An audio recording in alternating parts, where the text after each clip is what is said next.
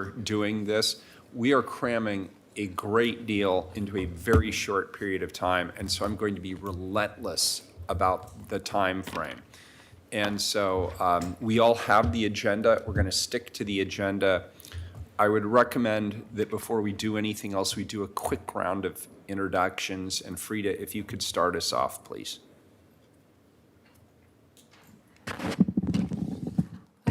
I'm Frida Christopher. I serve on this committee, but I also serve on the David Douglas School Board for this is my 29th year, as well as serving on the East Portland Action Plan co-chairing housing. So I have a kind of mix of knowledge out there. Good to see you again. Hi, everyone. My name is Andrea Peluso. In my day job, I am the Executive Director of Family Forward Oregon and Family Forward Action, and we work to organize mothers and caregivers to build economic and political power. Thank you. Amanda Fritz. Chloe Daly. Ted Wheeler. And still Joanne Hardesty. Christy Allen, Assistant Director at the City Budget Office. Tom Reinhardt, Chief Administrative Officer. Markeisha Smith, Director for the Office of Equity and Human Rights. And Pam. Hi, Pam. Just in time. Pam Knowles, Community Budget Advisor. All right, Director, take us away. Introduce yourself as well, please. All right, thank you. And if we could go ahead and pull up the slideshow that I have prepared for these introductory remarks. Good afternoon, Mayor and Council, Community Budget Advisors, CAO Reinhardt, Dr. Smith. Thank you for being here and welcome to the first of several budget work sessions for the fiscal year 2020-21 budget. My name is Jessica Kennard and I'm the City Budget Director. Perhaps the clearest indication that I work in budgeting is the fact that I am very excited to be here with you today, and I'm excited for these sessions that we're going to have over the next several weeks. I'm excited because there's no other time over the course of the year when we have this opportunity to talk about every element of the city's budget all at once. Is your microphone on, Mayor? The mayor's having some slight problems over here, but we're good now. Don't ever go to the movie theater with this guy. Moving on. Okay, sorry, Jessica. That's all right, no worries. We got a lot of time together, so we're pairing this opportunity to really go broad with an incredible amount of knowledge and expertise that's around this table right now. Will also be brought by our City Bureau leadership. The purpose of these sessions is to tee up and deliberate upon decision points in anticipation of next year's budget, but we also recognize that it's impossible to make those decisions without understanding broader contextual information. For this reason, you will be discussing key budgetary and operational issues with each bureau, seeking to understand key challenges and opportunities to meeting strategic goals. We hope to connect the decisions that you make today and tomorrow with these larger strategic goals. So, do I have a clicker? I'm sorry. Okay, great. So I want to start today's session with a brief overview of critical information to help maximize the value of time we're going to spend together over the next few weeks. So first, I'll start by walking you through the process and flow of the upcoming presentations. This will be followed by an overview of the current budgetary context and process, and I will close by highlighting a few notable budgetary issues that CBO discovered are affecting many bureaus. So, go ahead and move to the next slide. So I want to first orient you to the materials in front of you. You have a very large binder that is sort of your one-stop shop for work session materials. I've noticed that some council offices have divided their large binder into smaller binders, which is also an option. So some materials, so let's see. So first, inside the binder, you have CBO's annual budget reviews, and those are organized by major service area and then by bureau. And then we have this little red divider that we've put in, and towards the back of the binder are your work session materials. And so all of the presentation materials will be in that portion of the binder. So I want to note for audience members and viewers that all of the materials provided in these binders are currently available on the City Budget Office's website at www.portlandoregon.gov/CBO, and it can be found under the Budget Docs and Analysis tab. So to continue our orientation, I want to draw folks' attention to the first item contained in the work session materials, which is the work session schedule. So if you go to that red tab, if you have it, this is the item that the mayor alluded to, which is this long document that outlines the schedule for the 7 different days. So we have 7 days of presentations. You'll notice that this year we attempted to have each day align with a thematic area. and then group the bureaus' presentations accordingly. New this year also, and in alignment with the mayor's budget guidance, each work session day will begin with a collaborative multi-bureau presentation on a key issue area. So of note to the materials that you have in your binders right now is that we have tried to give the bureaus that are presenting later in the process a little more time to develop their presentation. So you actually only have right now materials for the first 3 days of work sessions. We're going to come around early next week and provide the rest of the materials. In addition, We don't have it all yet. you don't have it all yet, in case you get through all that reading and you want more. So there will also be on occasion, bureaus may, if they're unable to meet the city budget office's deadline, they will bring their materials directly to you at the day of the work session. So also new this year, so if you want to go to the next slide, we have a new document that I'm excited about that we've provided in each of the work session materials, which is a one-page document, and you can probably flip, if you flip in your binders too, you can look at sort of the Office of Equity and Human Rights is the first presentation we're going to be seeing today. So we created a bureau budget summary document for each bureau. This document contains consistent high-level information for every bureau with the goal of providing quick and easy to digest background information. So I want to walk through just to orient you to what's in this document. So first at the top, we have the total adopted budget figure for this year. Then in green, the general fund allocation. We also say how large that bureau is in relation to all of the city bureaus for reference. Historical allocations. Then below that, there's their current requested budget by major object category. So you can see sort of the spread between revenues, the spread between different types of expenditures. Below that is a trend line for their FTE that they've had recently, as well as the percentage of the entire city's staff that they have. And then at the bottom, we wanted to provide a highlight of the number of their large programs. So we don't include all of the programs on this document. Some bureaus have over 20 programs, but we do provide a highlight for the biggest programs so that folks are aware.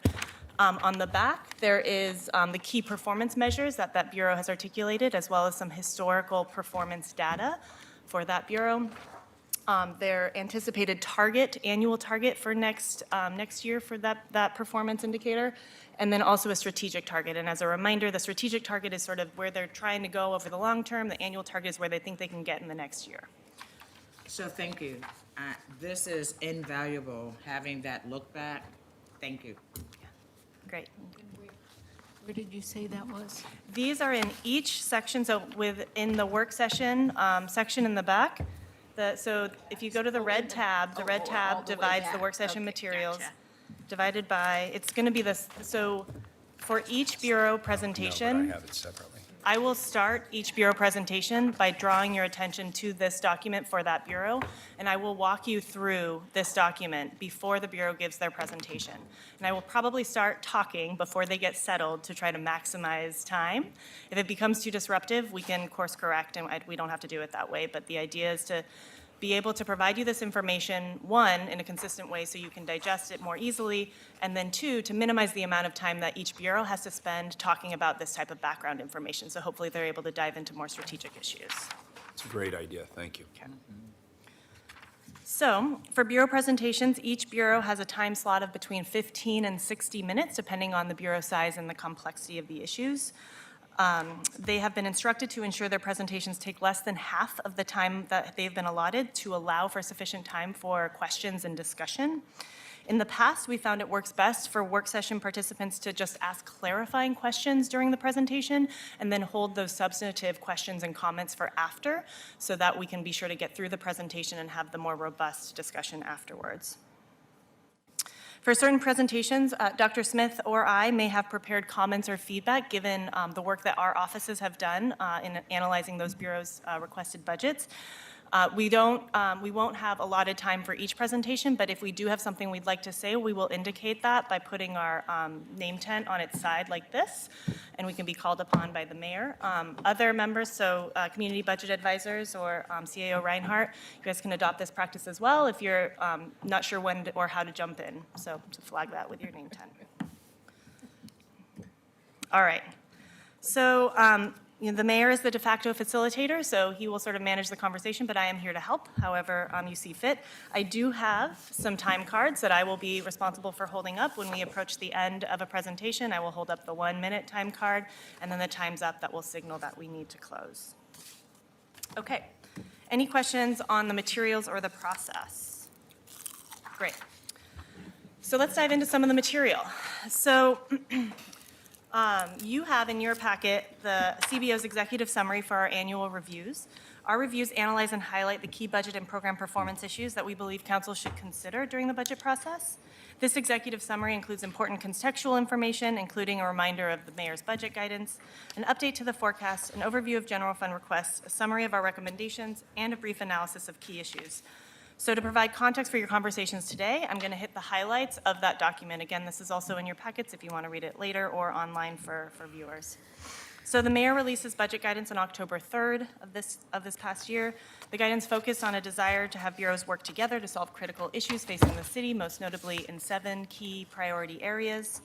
Several of these areas are, as I mentioned before, focal points for collaborative presentations that you will hear through the course of the next few weeks.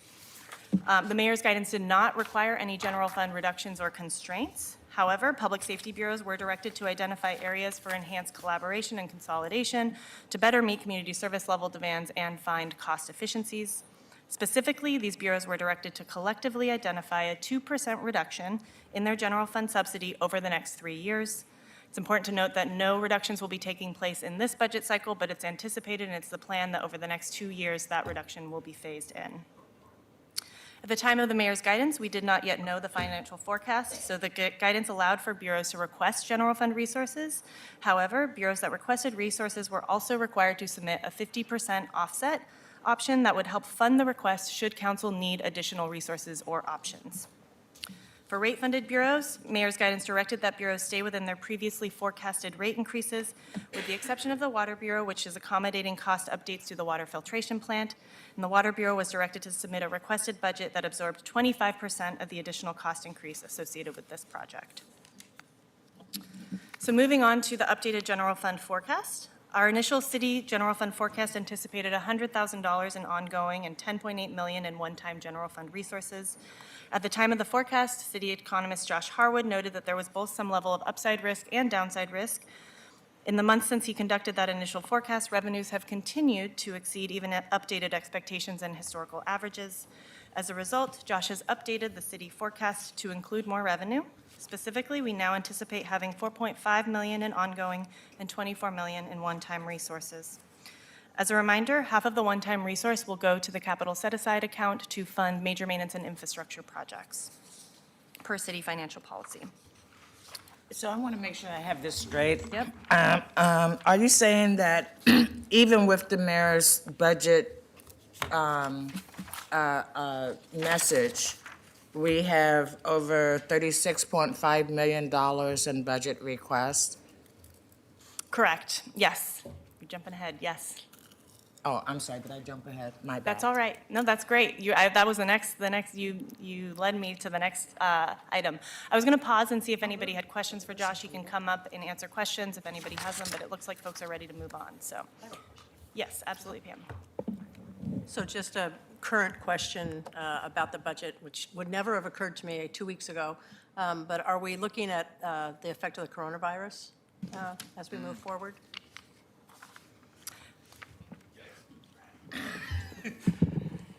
I'm Josh Howard, city economist. Yes, we are. It's a very fluid situation, as you can imagine. So we know of supply chain problems from talking to executives at Nike and other businesses around here. And so the question becomes,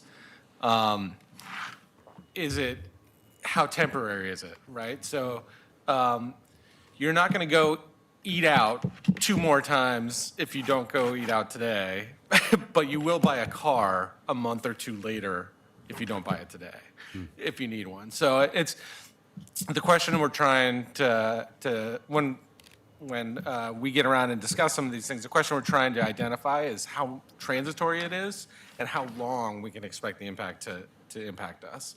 And I don't think we have great answers now because we don't have great data. We're not testing people at the rate we need to be testing people in order to get the data. And so that leads itself to a little more panic maybe than we need to have, but we're not really sure. So yes, absolutely, that's what I've been doing most of this week. Commissioner Hurd. I'm sorry. Yeah, we haven't seen a lot of workforce issues. I think Washington's seen a little bit more, but yeah, I mean, obviously, if schools, if they decide to close down schools, if they do those kinds of things, we're seeing it though a little bit in our relationship with China in particular. So we know that people didn't get paid from Chinese banks for 3 weeks because they closed down the banks, and so they weren't able to process payments. So there are residual issues.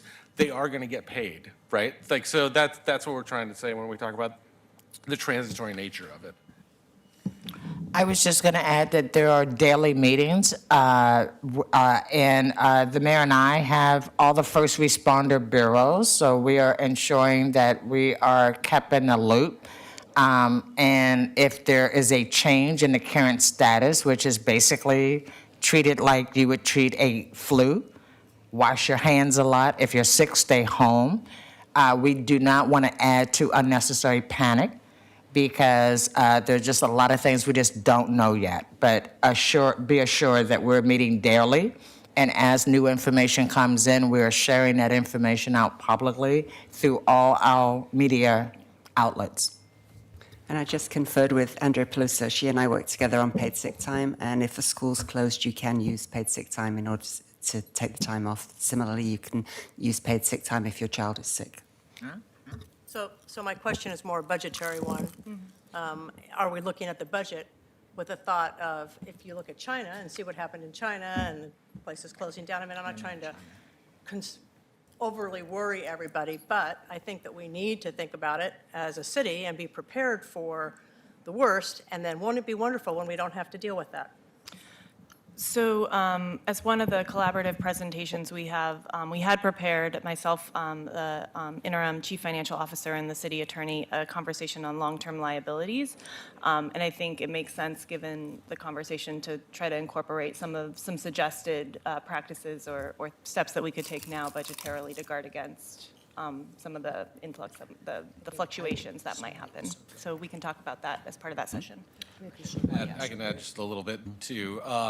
Where we're most likely to see it, at least as far as the general fund is concerned, is in lodging taxes, and the extent people really slow down their travel.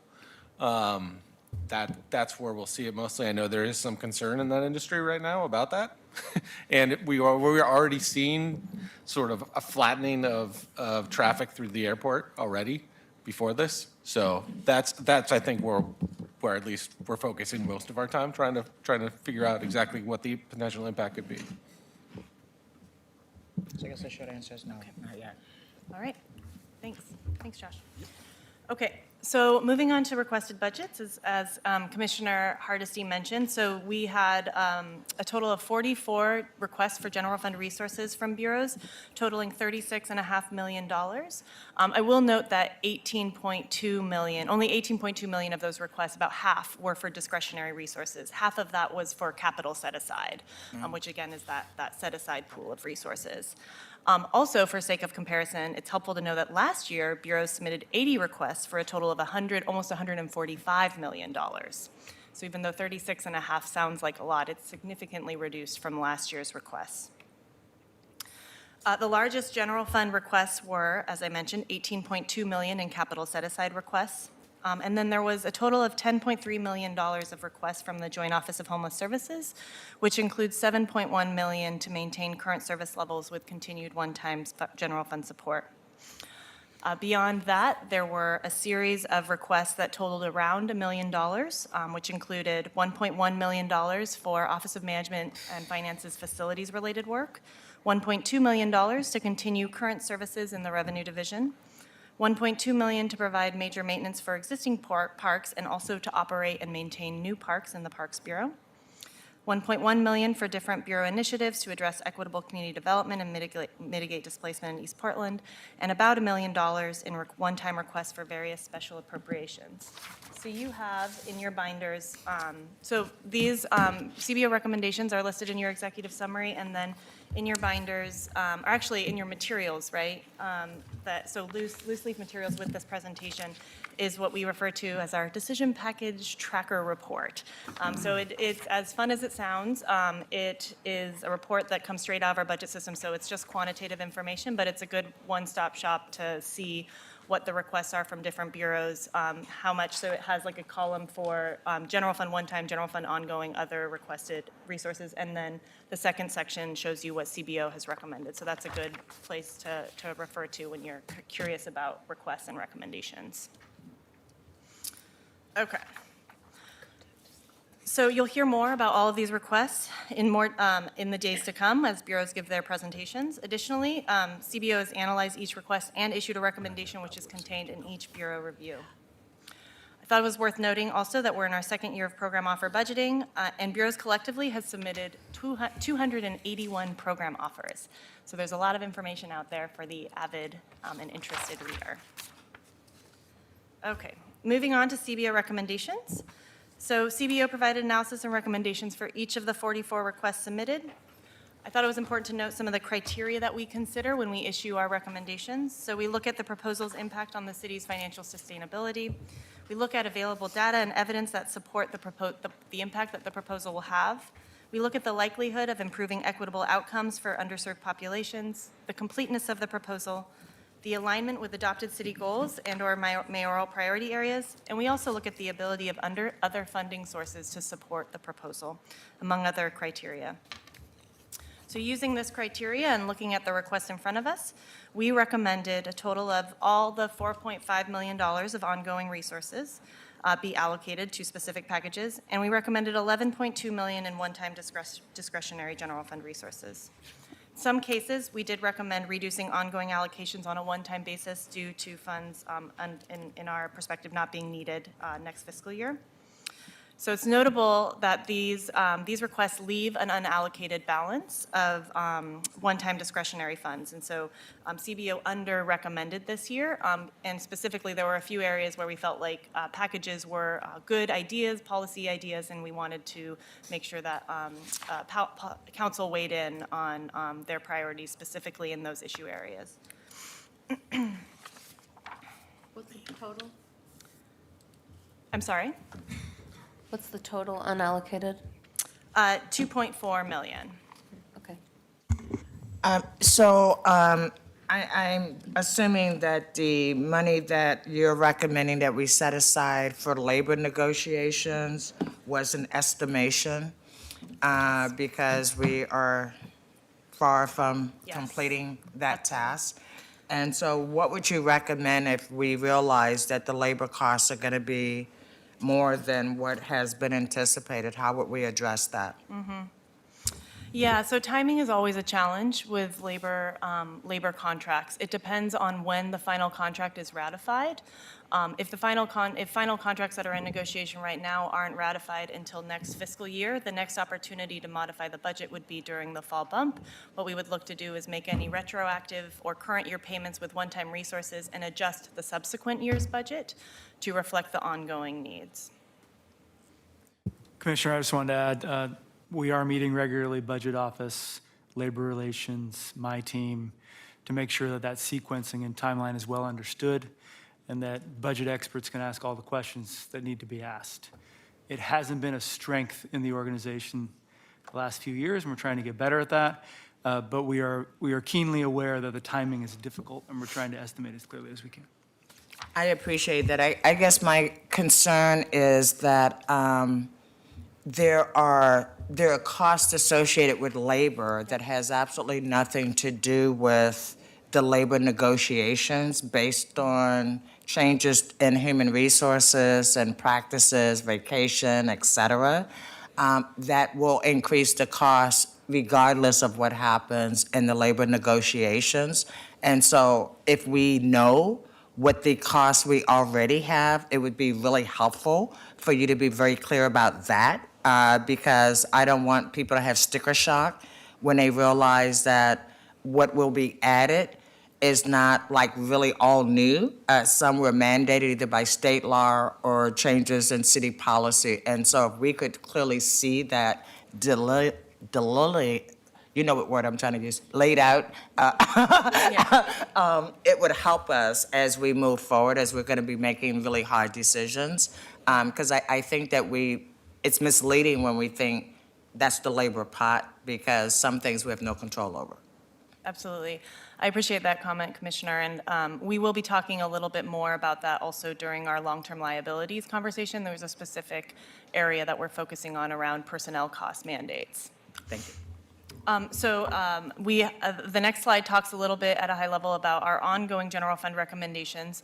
So as the Commissioner mentioned, CBO did recommend about $3.1 million be allocated to known future personnel costs. And these were just the costs that and we worked with the City Attorney's Office and BHR that we're confident we will incur. So one is related to the sort of last offer that was submitted for our negotiations with the Portland Firefighters Association. And then the other is some costs that we are anticipating in relation to the state-passed Paid Family Leave Act, a new progressive policy that the state has passed around paid leave that all employers will have to pay into essentially like an insurance type fund to allow employees to have 12 weeks paid leave. And it's a great new policy, but it will likely be very expensive, so we're trying to get ahead of it. It won't necessarily become a cost for the city until 21-22, but it will be substantial, so we're recommending that we start putting money away now. Additionally, the City Budget Office is recommending $1.2 million in ongoing resources to support major maintenance for current parks assets and to provide operations and maintenance for new parks coming online. These are assets that are pretty much already built, and without the new operations and maintenance costs, they won't be able to operate these new assets. And then the remaining available ongoing is recommended to support a handful of smaller requests, which include enhancements to the Tribal Relations Program, coordinated regional efforts aimed at the reduction of carbon emissions from fossil fuels, an enhancement to Title VI compliance efforts, and to provide continuity of service levels at the Office of Equity and Human Rights. So for each of these items, we'll talk about these more in depth, I imagine, during Bureau work sessions, so we can have a little bit more in-depth conversation about the actual request and CBO's recommendations in those presentations. In terms of the one-time general fund recommendations, the highlights here because there were several that CBO recommended, but the largest packages were, we did recommend continuing the current service levels in the Joint Office of Homeless Services and allocating $7.1 million in one-time resources to do so. We recommended $1.2 million for the Revenue Division to maintain current revenue collection efforts, and we recommended $1.1 million for OMF's Facility Services Division to support some of their core operating and climate investments. And then several other smaller investments. And again, these are detailed in your executive summary, and you can also find additional information in the CBO reviews.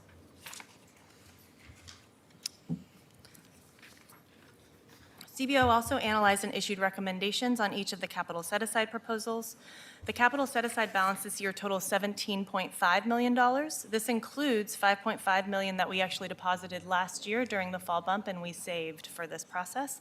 So we started with a $5.5 million balance, and then we added that $12 million, which is half of the forecasted one-time revenues, to get a $17.5 million balance. So capital set-aside requests underwent a new pilot process this year whereby all requests were required to produce a business case analysis or evaluation which would quantify the costs and benefits of their proposal. Each analysis ended up with a benefit cost ratio and additional information to communicate and demonstrate the benefits of the proposal. This is a much more nuanced and sort of comprehensive way to evaluate these projects than what we've done in the past. Projects were then evaluated and validated by asset managers in partnership with City Budget Office together. As a result, in the past, we created sort of a ranked list that had one sort of score for everybody. We have much more information to evaluate these items, so we actually have sort of a scatter plot type approach, and I think you have this document in your materials as well. It's It has essentially on the y-axis, it has the the benefit to cost ratio. So you can see the score that each project got, and then the size of the request on the other side. We found this approach to be really helpful in evaluating and analyzing these requests. And I think that in our reviews, you can see a lot more information about these requests than what we had in the past, which I look forward to discussing more during the Bureau presentations. So I think it's notable that due to this being a pilot process to ensure fairness, CBO actually placed a dollar value limit on what could be requested by Bureau, because we wanted to make sure that every Bureau who participated had an opportunity to gain resources. And Bureaus thus submitted fewer requests than they've submitted in the past. The City Budget Office has recommended 16.6 million of these requests. The list of projects that were recommended are also in the executive summary. The CBO recommendations do leave a balance in capital set aside, and CBO recommends that council consider allocating these resources to known future costs for enterprise-wide management software systems, or another option would be to pre-fund the commitment to the ADA-compliant corner work through the Bureau of Transportation. I also would anticipate that bureaus will want to talk about these proposals and these recommendations and might have other thoughts as well for your discussion. All right, so in addition to analysis on key decision points and budgetary requests, CBO also reviewed Bureau-based budgets and program offers, and we provided key issue analysis on each Bureau's budget. In conducting these reviews, it became apparent that there were a couple of issues that are affecting many Bureau budgets across the city. As such, we've highlighted these issues as part of our executive summary, and I'm going to spend a moment discussing each now. So the first is related to growth in non-represented employee wages.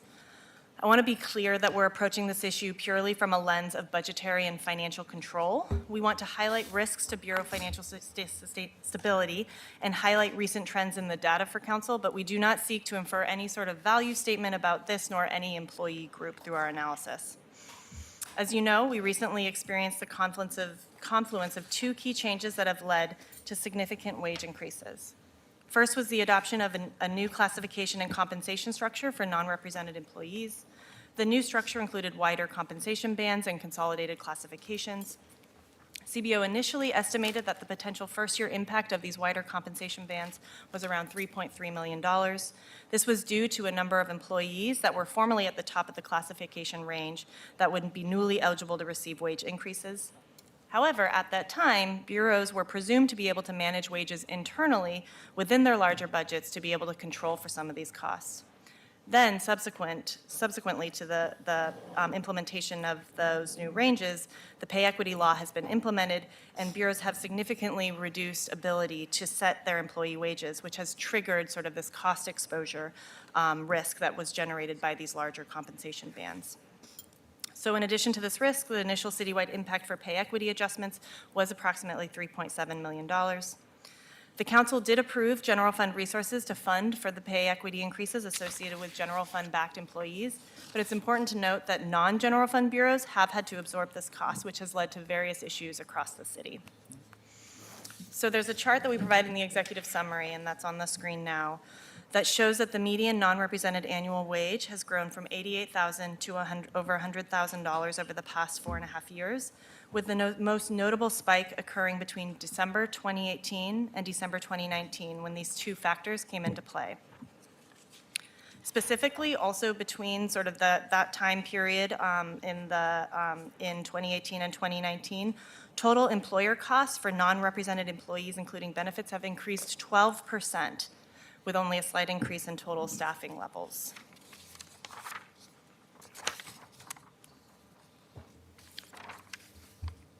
For comparison's sake, when we look at all personnel cost growth for all employees, including those non-represented workers, over that same time period, the growth rate is 9%. So objectively, the growth has increased for this particular group. The rate has increased for this particular group more than others. The average annual salary of a non-represented employee currently exceeds $100,000, and total average per employee costs of the city exceed $140,000. So if we can go to the next slide. While these costs have been significant, they are actually anticipated to continually increase, predominantly given the wider pay bands, the city's practice of awarding 4.1% merit increases, and continued PERS and COLA increases.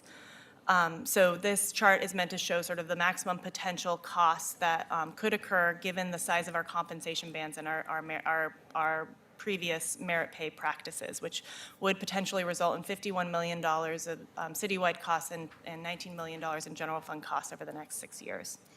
So it was in response to this information that the mayor issued updated budget guidance, which called for a number of cost mitigating strategies, including restricting merit pay increases in this next budget year to 2%, freezing the top of the compensation bands for 1 year, and limiting percentage-based cost of living adjustments to the first 100,000 of salary earnings. CBO's opinion is that these measures are an important first step in attempting to manage these growing costs. Council may want to direct the Human Resources Bureau, the city attorney, and our office to work together to dive into these issues around compensation, merit, and pay equity and develop more holistic strategies to address this issue.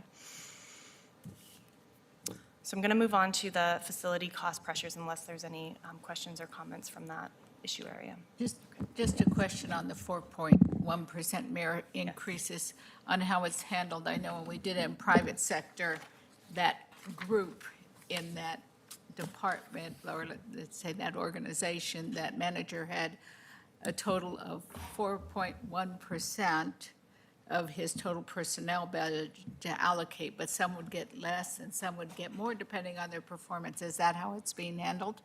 No, the practice has historically been handled that non-represented employees are eligible to receive up to 4.1% merit based on their performance. We have not historically had a specific budget amount that has been allocated to support that cost.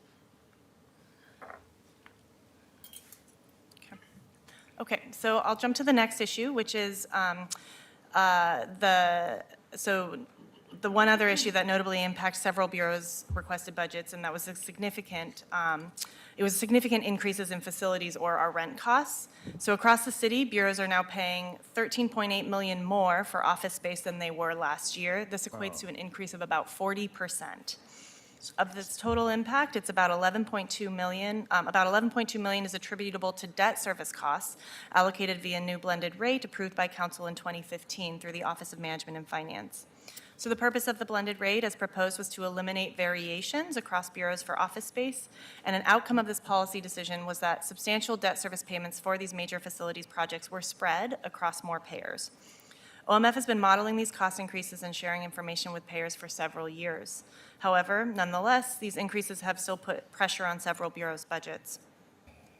Council did authorize a CalTarget increase for the general fund-backed portion of these costs. For this year, this adjustment totaled nearly $5 million in ongoing discretionary resources. However, as with the non-represented wage issue, the non-general fund bureaus' funds and activities are expected to absorb and adjust to these increased costs. So this chart shows the impact of those non-general fund-backed cost expenses. So the Bureau of Transportation, Bureau of Development Services, Office of Management and Finance, the Parks Bureau, Water Bureau, and Bureau of Environmental Services all experience substantial cost increases that are creating trade-offs within their budgets. And is that just based purely, on square footage? How are these ranked? Why are they ranked the way they're ranked? For the details of the blended rate methodology and allocation, I would have to turn that over to Yeah, I'll have to get back to you on the details. I forget exactly how that's modeled. I do want to point out, because this came up in the Portland Building work session earlier this week, the debt service costs for both the reconstructed Portland Building and the Fourth and Montgomery Building are the lion's share of that blended rate debt That's what I service. figure. So we had two major. But are they allocated based on the square footage? I or are they believe it based is, on but I don't number want to of misspeak. Let me employees? get Okay, back if to you with the could info. get back to us, Tom, I'd appreciate it. So while we can't change our current debt service costs, which are what's driving these costs, we can look to develop cost accountability metrics to try to balance Bureau's ability to absorb increases with the need for adequate workspace. And this is what CBO recommends doing. So in closing, these two issues were especially interesting to me because they illustrate the confluence and connectedness between general fund and non-general fund allocations, which we often treat separately in our budget conversations. We spend a majority of our time deliberating upon the allocation of discretionary resources, which makes a lot of sense because those are the resources that we have full discretion over. These resources, however, only make up about 11% of our total budget. These issues highlight how non-general fund resources experience constraints and require trade-offs as well, and how council has the power to influence these funds and associated service level trade-offs. It's a good reminder that we should be looking at policies and practices that can help control costs for all of our funds and all of our activities holistically. With that, I will close my remarks, open the floor for questions, and if there's none, we can turn it over to the first presentation led by our budget equity managers. Any further questions at this point? Dr. Smith, you're up. Not quite. All right, so I'm Equity going to take managers a couple first, yeah. minutes to collect my stuff, get out of here, and make space for the equity managers.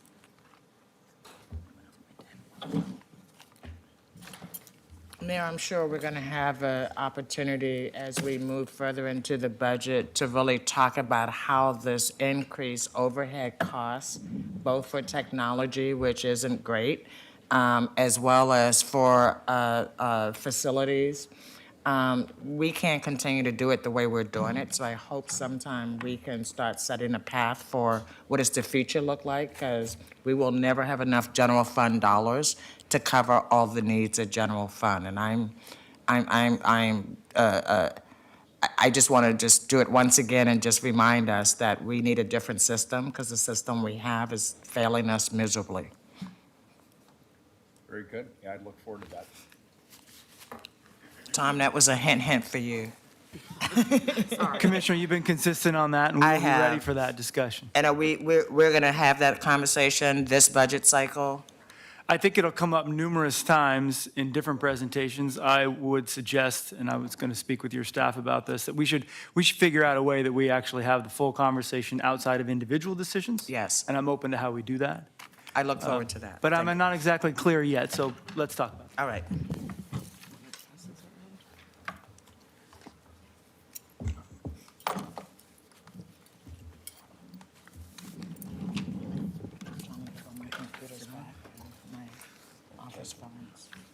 Oh, they won't take them, they'll just charge you more. I said, I'm fine with that. Flawed system.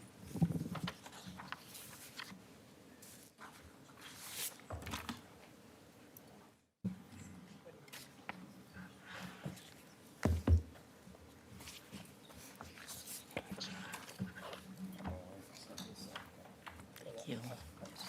Are we ready to start? All the poor trees that have lost their lives. Hey, right? Good afternoon. What'd you say? Oh, did I say that out loud? Did we have enough? Good afternoon. Welcome. Thank you. Where are the slides? Oh, we're not gonna, are we gonna show their slides? Oh, perfect. Thank you. Good afternoon, Mayor Wheeler and Commissioners. My name is Tuan Duong, and I am the Equity Manager at the Portland Housing Bureau. I'm joined here by my two colleagues, who I'll let them introduce themselves in a second. And we're sitting on behalf of all the other equity managers. The format of our presentation today is we're going to talk a little bit about successes and progress we've made over the last year. Then we'll discuss some challenges or opportunities. And then we are going to wrap up with recommendations. And any time left, we'll leave to discuss or answer questions. This presentation is a rough inventory of some of the work we've done over the past year, but I want to sort of reiterate or emphasize that it's, in our respective bureaus, we have done more or less of these, and this is just sort of a collective inventory. We would like to begin with acknowledgements to council. Thank you for creating the space for us to have this conversation. Leading this budget session with equity demonstrates values and holds the importance of the work.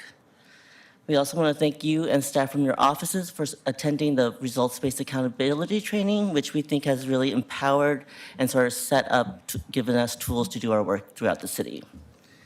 And finally, thank you for actively supporting our hiring in many of our bureaus. We wanted to start by bringing this slide to your attention. This is the official citywide racial equity goals and strategies ordinance that was passed unanimously in 2015. This document guides much of the work we do throughout our bureaus and throughout the city. It highlights three strategy goals, and the first is focused on recruitment and retention and on procurement. The second is focused on equity outcomes and community engagement. And the third pays attention to community partnerships and collaboration. These are goals that we sort of balance throughout our work. This is currently the state of equity managers throughout the bureaus. Right now, we have 11 managers positioned in 10 bureaus with 2 vacant positions that are currently being recruited.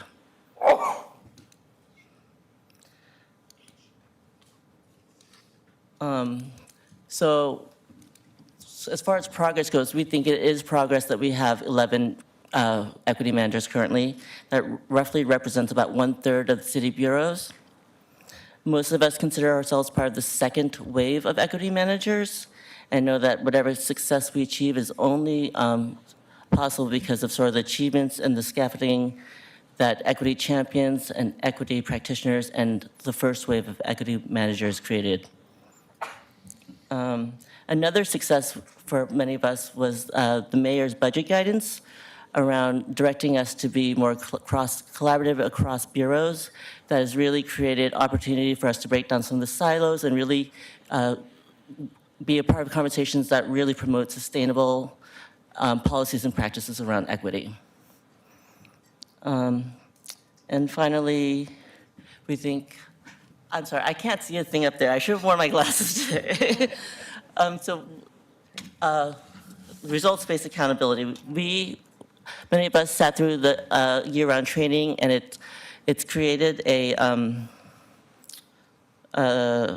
opportunity for us to sort of impose structure on what is often a really squishy challenge, right? So now it gives us methodology, it gives us outcomes, and it really directs us to partner as well. Another way of breaking down silos, it directs us to partner with other bureaus.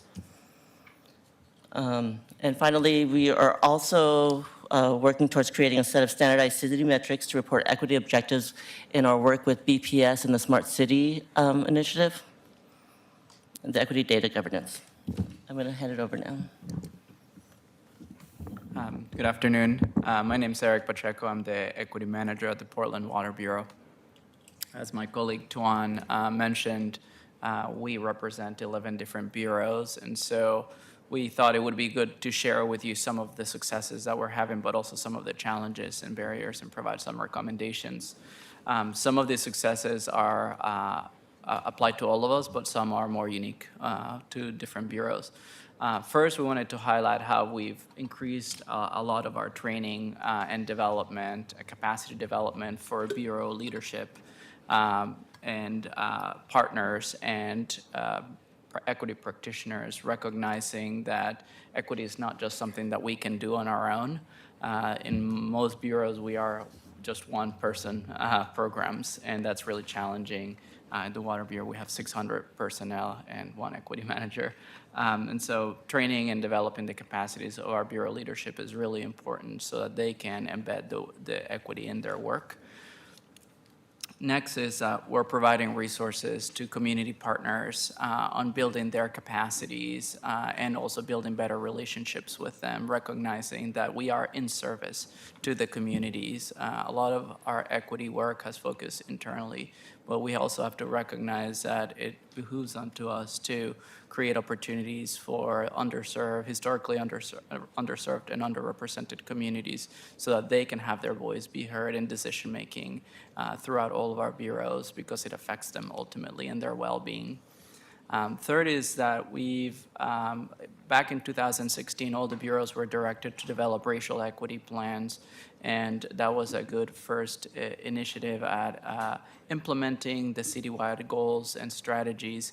However, we also had affirmative action plans and strategic bureau plans, and so one of the things that we've started doing is recognizing that we are not going to get equity if it's just a separate thing on the side. We need to thoroughly embed it into all of our operations, all of our practices, our workplace culture, And so we are aligning all of these different approaches into one single methodology. We're leaning a lot on the results-based accountability because it is really about outcomes and not outputs. And I think historically we've been focusing on outputs. How much did we do, but not what did we change? And ultimately what matters is what did we change for the communities? Are they better off? We're also focusing on workforce development for our communities. In the Bureau of Environmental Services, for example, we have a Green Jobs Training Program, and this is aimed at creating opportunities for communities to develop their skills and also join our workforce.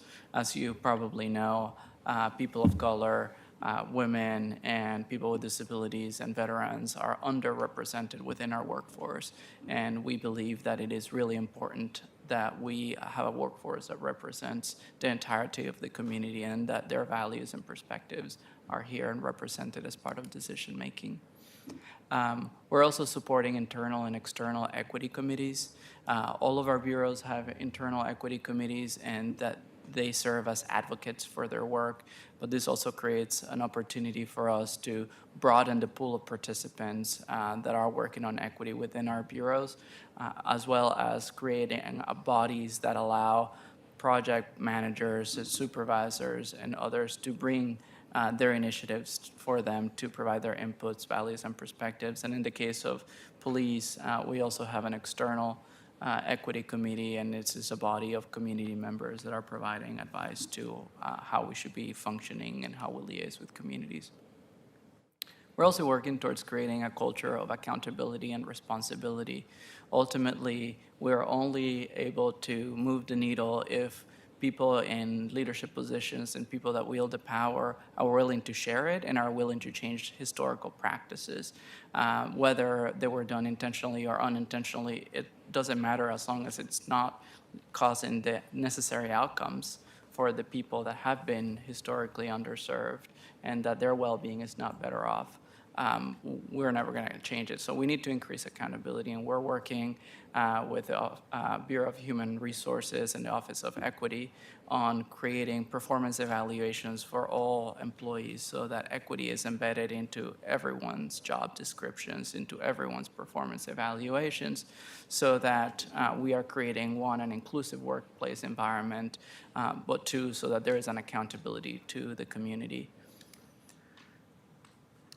And lastly, on that similar vein, is recognizing that we need standardized measures so that we can track our progress over time and be accountable to the community. All of our salaries, all of our incomes come from the community and their hard-earned dollars. And so we are accountable to them, and being able to demonstrate what are we getting done, where is there room for improvement, and how can we be more efficient with the resources that we have, I think is important.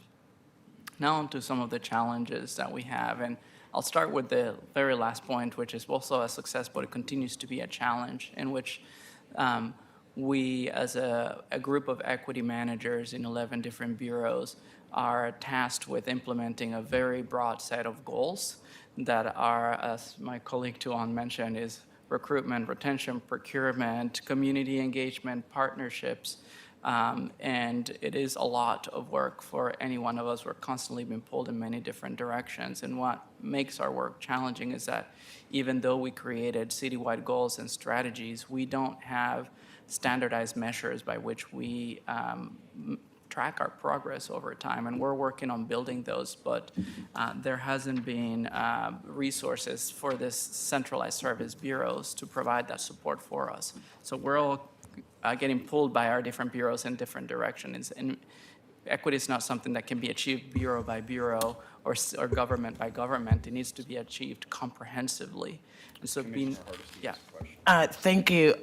To that point, I read a lot about equity lenses, and no one ever says what the equity lens is. And so whose equity lens are we using when we say that we're addressing equity? And you have said there's a citywide plan. If there is, I don't know anything about it. There seems to be a disconnect, right? I so respect people who are the single individuals in a bureau trying to undo 300 years of discriminatory practices. But I also understand that that is impossible. It is an impossible task that we've given to equity managers. And so I'm so happy that we're starting with equity because I wanted to know, is there a city vision about what equity looks like? And if there's a city equity lens, I'd like to see it. And I'd like to know where it was developed and whether or not we've tested it and whether we're all using the same lens.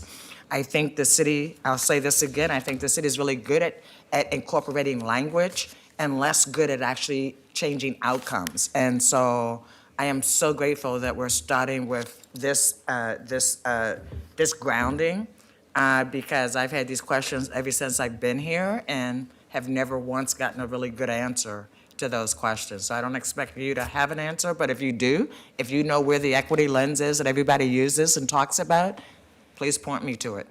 So the Office of Equity has created an equity lens. What we don't have are specific, measurable, and time-bound goals and objectives that we can use to track our work.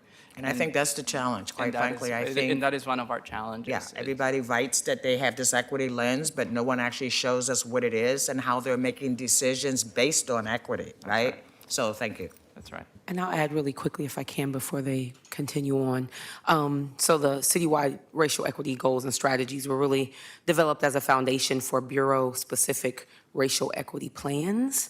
And so I'll talk a little bit in my presentation about how some of that we're going to be aligning based on feedback that I've had from equity managers and conversations with my staff. So we'll get there. But Thank you. I purposely didn't ask them about the equity plans because I know every bureau is supposed to have one, but most don't. And so we should, and maybe that's changed. So I look forward to your presentation. Yeah. I think most of them do, but not everybody works on them. Yeah, I think that's what we've done. We've created equity plans, and a lot of the work just ended there. And so it's been very difficult for us to systematically implement those equity plans, and that's why we're working on aligning them with our strategic plans. Because if it's this separate body of work, nobody is really raising their hand to do that work. So we're learning also on how to become more effective practitioners within our bureaus and using our political capital as much as we can. Yeah. So, Can I just add one more thing? Commissioner Hardesty, I really appreciate your question and especially your focus on outcomes. I think what I'm really excited about with this particular cohort of equity managers, and it's iterative, right? Equity work is iterative. We build on the work of the folks that came before us and the folks who work alongside us, but it really is moving, along with RBA, which we're really excited about, moving towards outcomes and really nailing down the outcomes. yeah. And one of the challenges we've had is that there is a lot of inconsistencies across our bureaus on how equity is embedded into our budgets. So we have a budget equity tool that we are responsible for filling out. However, many of us are of the mindset that equity should be cooked into the budget, not be a separate document. There's equity impact sections built within the program offers, but we would like to see more performance measures built into the budgets as it relates to equity so that we have the right incentives for the bureau and the leadership in our bureaus to be embedding that into the money, put the money where the words are. So we also, for a lot of the centralized bureaus, so OMF, BHR, as some of the council offices, we would like to see more equity practitioners there because what's happening is that a lot of the centralized bureaus set standards for the rest of us. Sometimes those standards are lower than the standards we're setting in our own bureaus. And so a lot of times it's really hard for us to enforce our own bureau standards when people say, well, you know what, BHR allowed me to do that.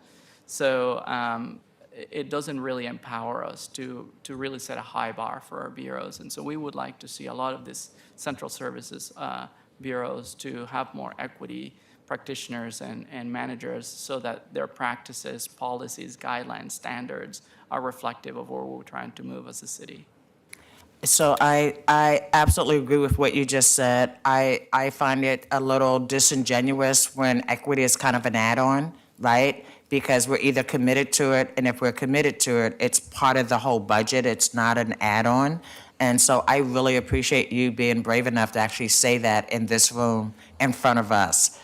Let me know how I can be helpful as we move forward, because this is absolutely critical. As we know, our workforce is aging, and we could actually look a lot different 10 years from now, but it won't happen by accident. We have to be very intentional about that, so thank you.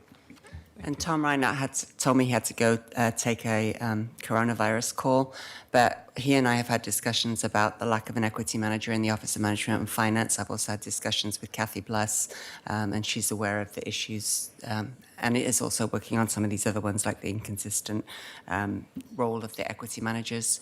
So I appreciate you bringing them to everybody's attention.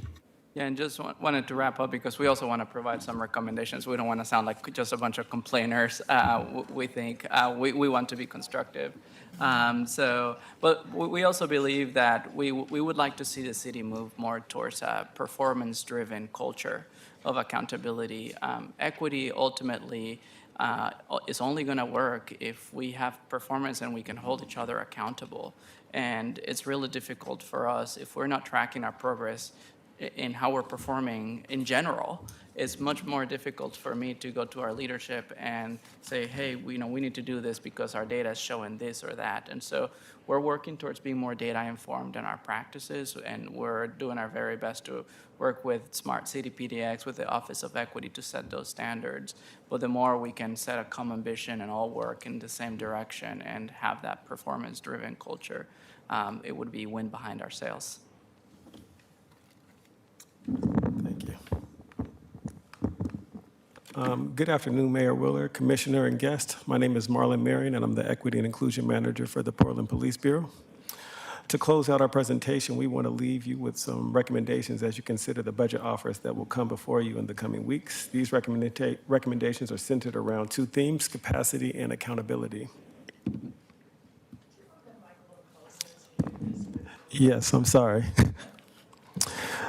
So two of the things that we want to make recommendations for are resources for coordinating citywide equity standards and designated equity practitioners and centralized service bureaus. Currently, there is not a centralized approach or resources to create citywide equity performance standards, nor assess budgetary impacts on historically underserved and underrepresented communities. Can I get the other mic? Sorry. Could I ask a question on that? And I appreciate you putting that on the table, because this has been a back and forth for the entire 3 years that I've been here. And the question that has never been clearly answered in my mind is centralized versus decentralized equity leadership. So the definition of what is equity, the really good point you raised, which is what metrics are you using? How are you defining success? And where the responsibility lies. Does it lie centrally? Does it lie at the Bureau? Is it some sharing of responsibility? And I'm not clear we've ever answered that question, or have we? I don't think that we've currently answered that question. I do feel like it needs to be centralized and decentralized because each bureau is different. But there are some equity measures or performance measures that should be standardized across all bureaus, no matter what is. Dan, have we settled? I agree with you. Have we settled on what those measures are? No, but that's what this is what the recommendation is, that we get this. We're trying to recommend that we get to that place. Okay, and you're all collectively in agreement on this point. Yeah. That is correct. But we need the resources to do that. As we mentioned, just to give you an example, in my bureau, we have an office support staff of 4. We have 1 equity manager, right? I'm not saying their work is not important. It's vital important. We have 600 people. They need support. Right. Right? But what we're saying is there's only so much, each one of us is pulled into recruitment questions, into hate incidents in our workplace, into being therapists to our staff that are suffering from injustices in their work, working with community, working on budgets, working on communication, working on training and capacity development. So it's really hard for us to meaningfully move any of these one things forward. And you're going to make a unified proposal to this council, is that correct? Our hope is that if we're given the resources and the bandwidth to do so, that's where we want to move. We recognize our bureaus are very different, but we also, equity is not achieved bureau by bureau, so. And we're also not always included at the central, at the tables with the central services are. So I think that would be one of our requests, would be to be included in those conversations if they're not hiring equity managers themselves. Okay, I just want to make sure we have the right people having the right conversation. At the right In, time. yeah, at the right time, in order to make a unified recommendation to us. Because honestly, by the way, I'm really pleased with everything you're saying. I'm pleased with the people we have. You guys are doing great work, but I'm not sure we have the plan yet. I feel a little fuzzy on this. It's not your fault. I think we started from a position of inherent fuzziness, and now we're trying to work towards the concrete. But, I do think if we as a city have said that equity is a value that cuts across everything, we have to admit that what we're doing, we're failing miserably. And we have to figure out what does it look like when we center equity? Because we keep having this conversation, right? And what we're hearing is that what we're doing is putting 1.5 people out in a bureau and say, fix all the inequities that exist in that bureau. And clearly, that's not a model that's sustainable short-term or long-term. So I look forward to us not letting this go by for another year, but being very intentional about what does real equity look like in the city of Portland, and what will it look like when we see it, right? And I want to apologize to each of you who are carrying this enormous burden in bureaus where the perception is that's not the number one job of the bureau. That's just something somebody's asked them to add on to all the other stuff they've got to do, right? So we got to fix that this year rather than making it last another year and be back here having the same conversation about, gee, what is equity again, right? Thank you. And if I could add, just before we get to Commissioner Fritz, because I just don't want to lose my train of thought, and I have this habit of doing that. Me too.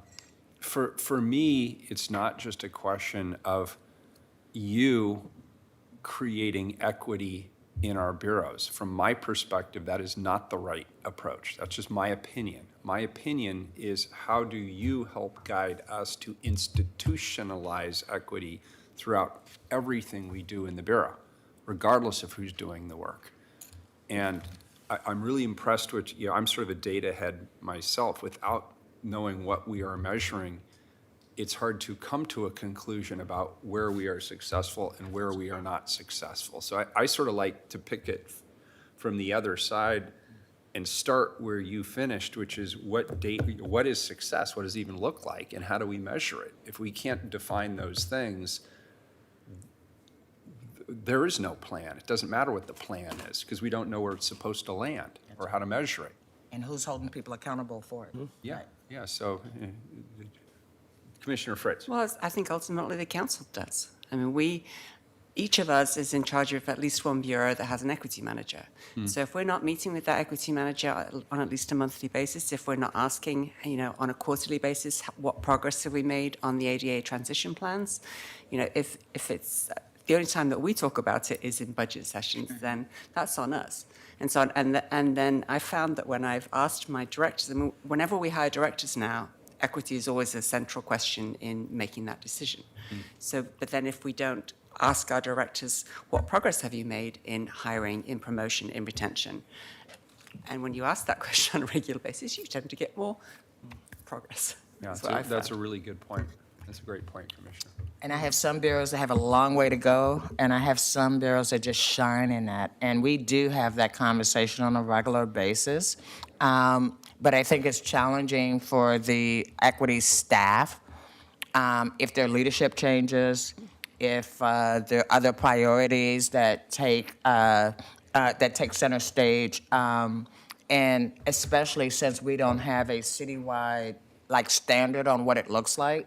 I think that's where the big challenge comes in. It's not. We have that conversation all the time with my bureaus, and some. I'm hoping that I will have enough days left to actually make it look equitable. And then others, I'm just like, they're a model of what equity looks like because they were very intentional about going out to various communities and engaging them and then hiring them and then having them do the work, right? So I agree, we have to talk about it, but we also have to have a standard that we can hold each other accountable to. Well, since you guys hit all the points in our next slide, So you say 3 words and all of a sudden we're off and running, right? so I'm just going to go ahead and jump to our theme on accountability. As it pertains to accountability, we recommend creating citywide equity performance measures and reporting mechanisms. We need to create a culture of accountability, a culture of delivering reports that take into account equity considerations, a culture of setting equitable goals and performance measures, a culture of assessing our equity outcomes rather than primarily focus on tracking our equity outputs. We recommend updating equity plans, starting with citywide equity goals using the result-based accountability framework.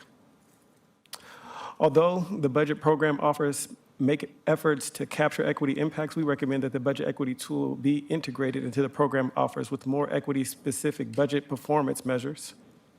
We recommend standardizing performance measures to capture equity outcomes. Another recommendation that can help create accountability around equity efforts would be requiring bureaus to provide equity considerations for any proposals presented before council.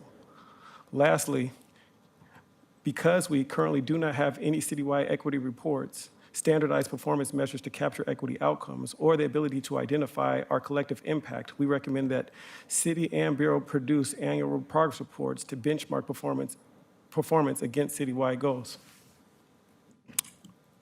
That's all I got. I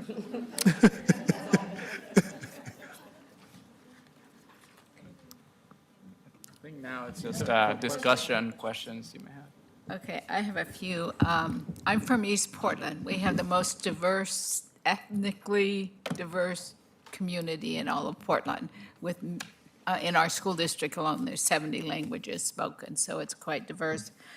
I work with East Portland Action Plan, and last year we put in a request for a line item in budgets for translation and interpretation. I'm looking at your focus out into the community, because we find it's not all tracked. So you need data to know if you're reaching out to community, right? And are you really serving them? And so that was a request we put in. I also look at, this is more of a question, in your bureaus, you have jobs, you want it to be ethnically diverse. But when you go out to recruit, do you do job fairs for the city, and where do you do job fairs? Do you do them in the central city, or you do them in East Portland? If you want diversity, it's real easier. I know we found with our school district, when we were trying to recruit for classified staffs, I'll leave teaching out because that certification makes things harder, but we had our own job fair out within our community. We had signs going up, electronic signs, letting them know there were openings. So we were able to, we have a very diverse classified staff because of it. So are you doing those kind of things when you're recruiting? I can take a jab at that. And I would like to invite my fellow equity managers to contribute to these answers. But as I mentioned earlier, a lot of recruitment policies and practices are established by the Bureau of Human Resources. And right now, we don't have standardized recruitment practices between bureaus, so it may vary between hiring manager and hiring manager. And so we have hiring managers in the city that are great at doing recruitment or fairs, or at least having some kinds of open houses, but others are not. And that speaks to our need, as we mentioned earlier, of having an equity lens in human resources, because right now we don't feel that a lot of the practices that are in place are aligning with the values and the goals that were laid out in the citywide equity goals. I would like to comment, just because our school district just went through all this the last year or so, looking at how to hire diverse, so our staff matches our students. And we did set up goals, but we also had to set up actual plans on how to reach those goals, because especially for teaching, it's much more difficult to reach them. And so we had action plans on how to reach them as well. And it doesn't sound like that's set up here No. in your HR department. I was just going to say, I'm going to forget the new recruiter with Portland Police Bureau, and just being able to show him documents that I've seen at recruitment tools that were used at the Dr. King breakfast and at other Black History events, and there were no Black people on the flyer at all, and all the things that were listed as why you would want to be a police officer in Portland had absolutely nothing that spoke directly to Black folks. And so when I showed him the flyer and said, so if you're recruiting for a diverse police force, show me on this flyer why somebody that was African American would want to apply. And he was very grateful that I had actually shared that information with him, right? So I think as we bring people in and help educate them on, if you're trying to reach a certain community, you need different tools to reach different communities than you would if you were just reaching out to a white middle-class community, right? We don't do an effective job of making sure that we really know what languages are spoken and how to make sure that we're putting information in a language that's the first language for communities that we're reaching out to. So we do have work to do in that area. I had a question about outreach to community-based organizations. We have started a trend here where everybody's reaching out to community-based organizations, frontline communities. We want to center communities of color. How many community-based organizations are we reaching out to? Is it the same 5 that everybody's reaching out to? And how are we making sure that we're not knocking each other over by engaging the same people over and over and over? I can talk to this one a little bit. This is one of the things where the mayor's budget guidance really helped. It formed sort of the East Portland Equitable Investments Committee, and that's one of our focuses. The equity managers who were invited to that meeting, we are focusing on outreach and engagement because we know that we are all in our individual bureaus touching the same communities, and then we're not coming back often. So we're creating this sort of transactional, extractive relationship with community. And so that space has offered some of us an opportunity to really sort of push on how are we defining outreach and engagement and what does it mean, and then the next part of the conversation will be what is our responsibility then at that point.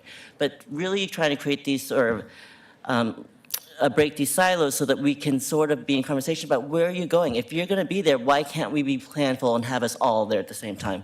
But those conversations are, and I've only been with the city since July, but those are just now starting to happen as far as I can tell. And I will say, I actually support a more consolidated approach. I think that we have tried for years to have bureaus manage equity, and it's not working. I absolutely support having a more consolidated approach, having equity managers working with each other and supporting each other, and then doing a full court blast on bureaus who aren't quite getting what equity looks like and feels like. I agree with you, Mayor. I think we've tested this model, and this model it doesn't feel real.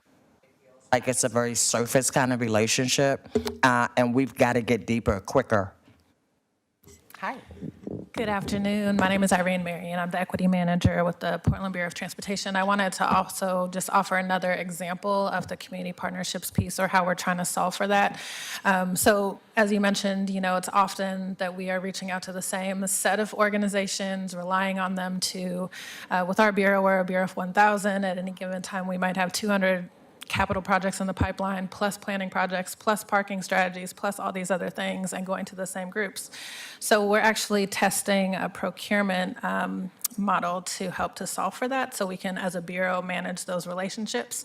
But we're in the process of, or ready to announce soon, an RFP that we'll put out for an on-call contract so that we can have them in contractual relationship with us in specific service categories, policy development, community engagement, workforce development, et cetera, but to help build the relationship, but also create the expectation that our teams are investing into that relationship and giving capacity to those organizations. So I will say a challenge with that, though, is that the way that we are able to contract with and capacitate our nonprofit partners kind of competes with the fact that we have minority contracting goals, because our nonprofit partners are not COBID certified. And so all the tools that we have in procurement to support minority-owned businesses can't be used for those nonprofit organizations. So that's why we've come up with this on-call contract model. So we're going to test it out in a pilot for a couple of years and see if that's something that works for bureaus.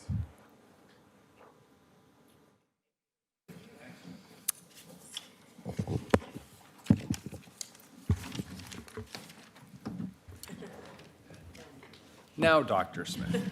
All right, so as promised, as Dr. Smith is getting ready, I'd like to draw our participants' attention to, so in your work session materials towards the back, behind the Office of Equity and Human Rights tab, there's the one-page document.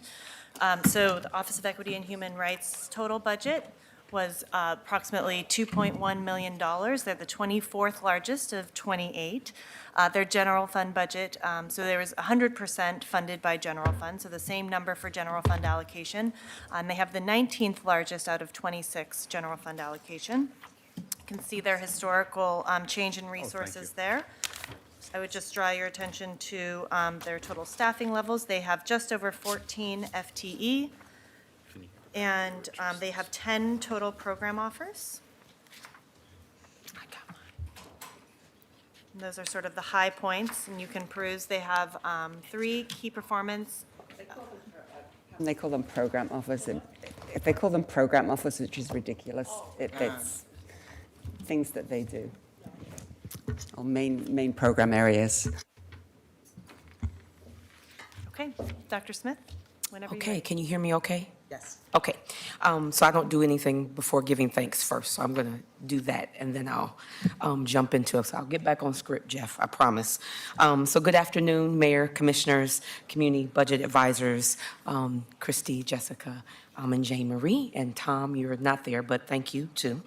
It's a pleasure to come before you today. I want to take a minute to offer thanks and recognition to individuals, and I would say also concepts that influence and drive me every day. So first, I want to thank the staff of the Office of Equity and Human Rights. This is a group of intelligent, talented, gifted, passionate, generous, caring, tenacious equity champions for whom I feel blessed to work with each day. They have surrounded me with love and support during what has been a tremendous year of personal and professional transition. So thank you, and they're back there. Second, I want to acknowledge Commissioner Fritz, Claire, and the entire Commissioner staff. You allow me to be me and to lead from the heart first. I'm grateful to have your support for the work that is as much rewarding as it is full of opportunities. So thank you. And Claire, I know you're back there. Thank you. And next, I also want to thank the many equity champions that we have within the city of Portland, some of which you just saw here sitting before you. In the depths of the work each day, sometimes with limited support and recognition, they continue to press on to make what the city offers to our communities equitable and just. And I don't go into any space without also giving thanks to my children, Cadence and Bryson. I carry them in the very fabric of who I am. Without them, there is no me. And finally, I want to thank the many individuals and institutions that actually think equity is a joke, that systemic oppression is the way our systems have thrived, so why change them? To white privilege, to white supremacy, to anti-Blackness, thank you. Thank you, because I have something to fight against, something to destroy and dismantle, something that gives me purpose, and personal and professional focus and drive. Because I'm a firm believer that in this continued fight, equity will indeed win over oppression. So, now I'm ready. All right, let's do this. Pouring libations first, there we go. Okay, so we've been doing a lot of work around our strategic plan, which I'll talk about here in just a moment. But I'm excited to share, and we did some work on this actually just this week, and thinking about really what our mission is, right? And so we understand that, right, historically, based on how the office was formed. But I think this is really sort of giving us a new direction, right, in terms of our mission. And so I'll read it out loud. I don't read from slides, but I just want to have it in the space so that you can hear it. So it says, the Office of Equity and Human Rights leads the City of Portland's commitment to equity. We hold the city accountable by developing policies, practices, and procedures that dismantle systems of oppression and build equitable foundations for our most marginalized communities. We center race and disability through education and analysis. Individuals experience multiple forms of oppression, thus we drive equity with an intersectional framework. So just putting that in the space, something that is new and sort of a glimpse into the work that we've been doing as we are on this journey in our strategic plan. So based on that, we're often asked why we lead with race. And actually, my first presentation, I think I've been on the job 2 hours. They were like, come in here and talk about equity. Oh, okay. So I remember in that presentation sharing kind of 4 points about why we lead with equity. And I'll just reiterate them here and then get to where we are kind of in this intersectional approach that we are striving for now. So racial inequities continue to persist in every system across our country. That's no surprise. When exploring other dimensions of identity, there are still racial inequities. Inflaming racial tension has been a deliberate political strategy to maintain power. That's happening even as I speak. And not focusing on race makes it even harder to understand the impact of race on equity. And so now we're really thinking about how we evolve into this intersectional way of looking at the work that we're doing.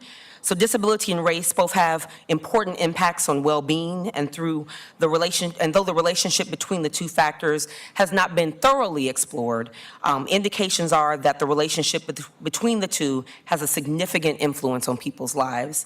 The poverty rate for adults with disabilities is more than twice the rate of adults with no disability.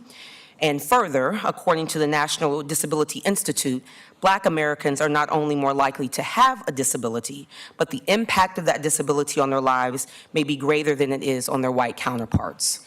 Right? So just again, a little glimpse. And here too, another sort of way in which we're thinking about this work intersectionally. Last year in the United States, there were 26 deaths of transgender people due to violence. Now, what a lot of people don't know, we'll kind of change the slide there a little, all but 5 were Black transgender women. With a more intersectional approach to racial equity, we have more context to help remove barriers for historically and currently oppressed communities. And it really, again, highlights that second bullet point about why we lead with race, because it doesn't matter what other identities, right, a person is, that they have or that they espouse, that race still shows up, right? There are still racial inequities in that. So this should be very familiar to you, and as Commissioner Hardesty was saying, what's the plan? Where's that plan? So the Portland plan, a lot of work that happened prior to my time and was really, I think, essential in establishing our office, right, Office of Equity and Human Rights, gives a really sort of historical look at where we've been and where we're going. But the Portland Plan's framework for equity describes the equity approach to be undertaken by the city, outlines action items for various bureaus, and provides a framework for program-specific goals. Now, I'll say this was 2012. We've had some refresh, right, 2017 maybe, I think that sounds right. Maybe some time now to really revisit that. And so some other directors and I have been talking about what that looks like. And so what this means, right, overall for the equity work that we're doing across the city. But within that plan, there were some long-term goals that were stated, and they were really around creating a citywide equity initiative, collecting and reviewing the data that we have available to us to think about how it informs our equity work, and then to create an equity strategy for city bureaus and staff. And so I think that's... Have we done any of those? I think we are in a good space to revisit the work that has been done, which is really good work. I would say that our racial equity goals and strategies, right, came from that work. I would say that thinking about the fact that we even have equity managers in bureaus came from that work. Our office, right, emerged from that work. We have our Equity 101, we have our budget equity tools. So I would say that we have several different products that are getting us towards this citywide vision for what we want equity to look like. But in full transparency, and I'll talk about this as I talk a little bit about our strategic plan, I think without a strategic plan or strategic direction for our office, we're not really able, in some ways, to offer the level of leadership and guidance that we need to across the city. And I want to be clear, Doctor, you've been here just about a year now? It was a year, February 11th, Commissioner. Year, February 11th. Congratulations on your Thank you. anniversary. So I want to be clear, nowhere are my questions disrespectful of any of the work that's been done. But if we're really going to make it systemic and citywide, it has to be something that no matter where you go in the city of Portland, people are able to articulate what the plan is and whether or not we're on track, and if we're not, why not, right? So Absolutely. I just want to put that on the record. I know you know that I'm I know. not beating up on you, but I just want to Absolutely put not. it on the public record so people don't walk out of here assuming, look how she treated that woman. That was so mean. And it's and so thank you. I know everybody, it's okay. Okay, so strategic direction, I'm going to share a little bit about some of the work that's been happening and actually some things that have recently come from the work that we've been doing. So the office, I would say, has certainly achieved many of the goals outlined in the Portland Plan and moved well beyond those. And a lot of that has come from our more robust process that's happening with our Title VI of Civil Rights, so the Civil Rights Act, and our Title II for the Americans with Disabilities Act. And so recently, if you remember back in October, our team came before you and we shared new administrative rules related to our civil rights work for reporting. And we have a series of training videos that is forthcoming. We will be coming to you very soon again to talk more about language access and accessibility guidance to really help bureaus better serve diverse communities. So that's coming to you soon. And we want to ensure that moving beyond compliance is prioritized for these federal laws. So compliance is really just the start, right? But we're really more about the education, right? So where can we be in a space where we're not even having to really think about violations of said civil rights laws. We developed the citywide racial goals and strategies, which I've talked about, and that was adopted as binding city policy in 2015. And those goals and strategies were used as a guide for bureaus to create their racial equity plans. And as the 5-year mark for racial equity plans is actually approaching, our office, as we are also finalizing our goals and strategies within our strategic plan, will be looking at how we refresh the approach to racial equity plans to really make sure that the guidance and direction and the use within bureaus makes sense, right? So what is there makes sense. And so things like our transition plan and our affirmative action plan, like all of these things are in some way consolidated so that there's a better direction for where bureaus go as it relates to their racial equity. All right, you are familiar with our Racial Equity 101 training. Has everybody been? Okay, y'all put your head down. All right, just checking. So our equity training and education program provides equity training for more than 500 city employees every year. And really proud about the work that is coming from that. There have been lots of modifications, and just as we get more education in our work, that changes what happens in Equity 101, and really excited about our training team and the changes they've made to that. This year, the training team, as I mentioned in a previous slide, is also developing some focused civil rights and ADA trainings, and is partnering with Laura John, our city's tribal liaison, to create an introduction to tribal nations training for our city staff, and that's really exciting. The office has also established a results-based accountability, which you've heard about before. And if you'll remember, you all participated in last summer. And so we're really excited about using that as a framework for operationalizing equity and just continuing to move forward with that. And so one of our budget asks is really around making sure that we can continue to do that.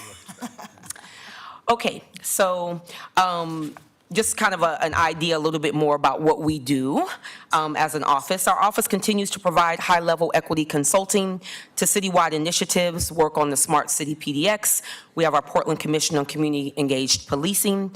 We obviously give everyday guidance to bureaus as they need it, and, implementing their racial equity plans or just questions as they come up. Results-based accountability has been a lot of where our, what I'll call technical assistance has been.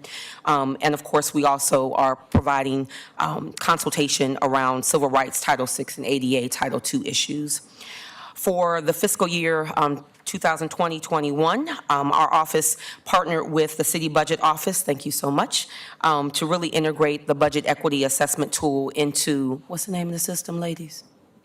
BFM, there it is, into BFM, to really sort of streamline the way in which that report came out. And so I'm actually excited as I'm giving Bureau directors some feedback from our assessment of those to really see like what that looks like when we begin to disaggregate some of that data. So really excited. And we know it's not perfect, and we're continuing to think about updates and improvements to that process as we go. Okay, so talking a little bit about our strategic plan, and this is a great picture. Thank you, Jeff, for including this of our team. I think the only person we didn't get a snapshot of was Claudia, who can raise her hand because she is back here. She was in the first one? So one of the other things that we've done recently is really work on an equity stance. And I've told the team, like, having a definition of something to me means like you said it and you're done. And so a stance means I'm taking a position on something. And so now we're really thinking about what is our equity stance? What is our equity position? And so I'll read that, so we have that in the space as well. So equity addresses the historic institutional systems that create oppression based on identity. We strive to use an intersectional approach to transform historic power dynamics for accountable systemic change based on the principles of humanity, justice, and belonging. Right, so that's some more recent work, just putting in some little snippets of what we've been doing. So as I said before, we own that there certainly has not been, a strategic direction within our office to provide some of that more intense leadership and guidance. We have excellent work that has come, and we're building on that. And I think with our strategic plan, that we're going to get there and be able to really roll this out in the way that we need to. Our strategic plan process will help define outcomes and that path that our office needs in having a core role in advancing citywide equity efforts, which may actually lead to some more significant budget considerations for the future. So just putting that out there, right, as we are finalizing this. And we hope to have a final report to you in the spring of this year. So we are getting there, all right? Okay, now I'm going to go into my budget. So, as you know, as every bureau should have a bureau advisory committee. We do, and one of our priorities this year has been to build a more robust advisory committee that will continue to meet throughout the year to inform our work, and I've actually talked with my fellow bureau directors about that same thing, and so not just bringing in our bureau advisory committee in one moment in time, but really thinking about how they're integrated throughout a bureau's process during the year so that they really have a intense understanding of what that bureau, what that office does. And so we are working to rebuild our own bureau advisory committee, but they have been a part of our process this year, right, and helping to inform what you see here today. So here are our programs. In the 2020-2021 requested budget, the Office of Equity and Human Rights has 9 programs and 13 FTE. The relative number of distinct programs compared to staffing levels illustrates a core operational challenge. The office has been tasked with a diverse array of roles, responsibilities, and functions with limited staff to carry out the work. That's just the reality. As the office strives to operationalize equity in its programs, policies, and services, demand for support from the bureaus continues to increase. And so thinking about how we support equity managers and thinking about the recommendations that they've made, where is it that we need to really think about our capacity to be able to do that and the resources to be able to do that well. And so I just want to put that out there, right, that we need that in order to do what it is that I think really needs to be done and to support citywide. So this is our current financial condition. So normal turnover in staff, increased payroll costs because new staff were hired with starting salaries that were significantly higher than their predecessors. This is, and I don't know how many years it's been, but for the first time, we were fully staffed. And so we had been kind of riding and existing on some vacancy savings, and we're no longer vacant, right? So we've got to figure out what to do. So here we are. Internal resources were reallocated to expand one of our part-time positions without securing additional ongoing funds to cover the expense for the long term, but it is an expense that we need, right? And we need to make sure that that is full-time. Staff salaries for several positions were increased as a result of the Bureau of Human Rights reconsideration and classification compensation process. And I think Jessica alluded to that as a challenge for all bureaus. Reclassification of one existing staff position into a higher paid classification was a reality for us. Actual costs for annual non-rep merit pay increases were not included in the base budget, and so most eligible employees receive that full merit award of 4.1, have been. As a part of the classification and compensation process, BHR included a reconsideration process which allowed employees to request a higher job classification if they felt that their current position did not adequately reflect their existing job classification or their body of work. And so we are in sort of the throes of all of that. So our financial condition response, we did your homework, Mayor. I just tell people we turned it in a different format. It's all good. But we did it, so I'll talk a little bit about what we did. So in order to submit a balanced requested budget, the Bureau elected to reduce its internal services and materials appropriation by 55% from 2019-20 adopted budget levels. The primary deciding factor for the large reduction in EMS is a desire to preserve, in my very diehard desire to preserve our existing staff levels and to keep our current core program functions whole. Additionally, through internal reallocation and reprioritization of the work, the office has, in doing this, would effectively really impact two programs, the Human Rights Commission, and what is now what I like to call the artist formerly known as the Portland Commission on Disability. We will have a new version of that. It would really basically eliminate those, right, if we're thinking about that in terms of our EMS. It would also impact our black male achievement. OEHR expects that this level of EMS reduction would negatively impact our remaining programs. And so we don't even want to think about that, right? Just putting it out there. We'll go to the next slide. So our decision package is, we have three, and the first is a continuation of our services. As Commissioner Fritz says, right-sizing our office, and I like that terminology.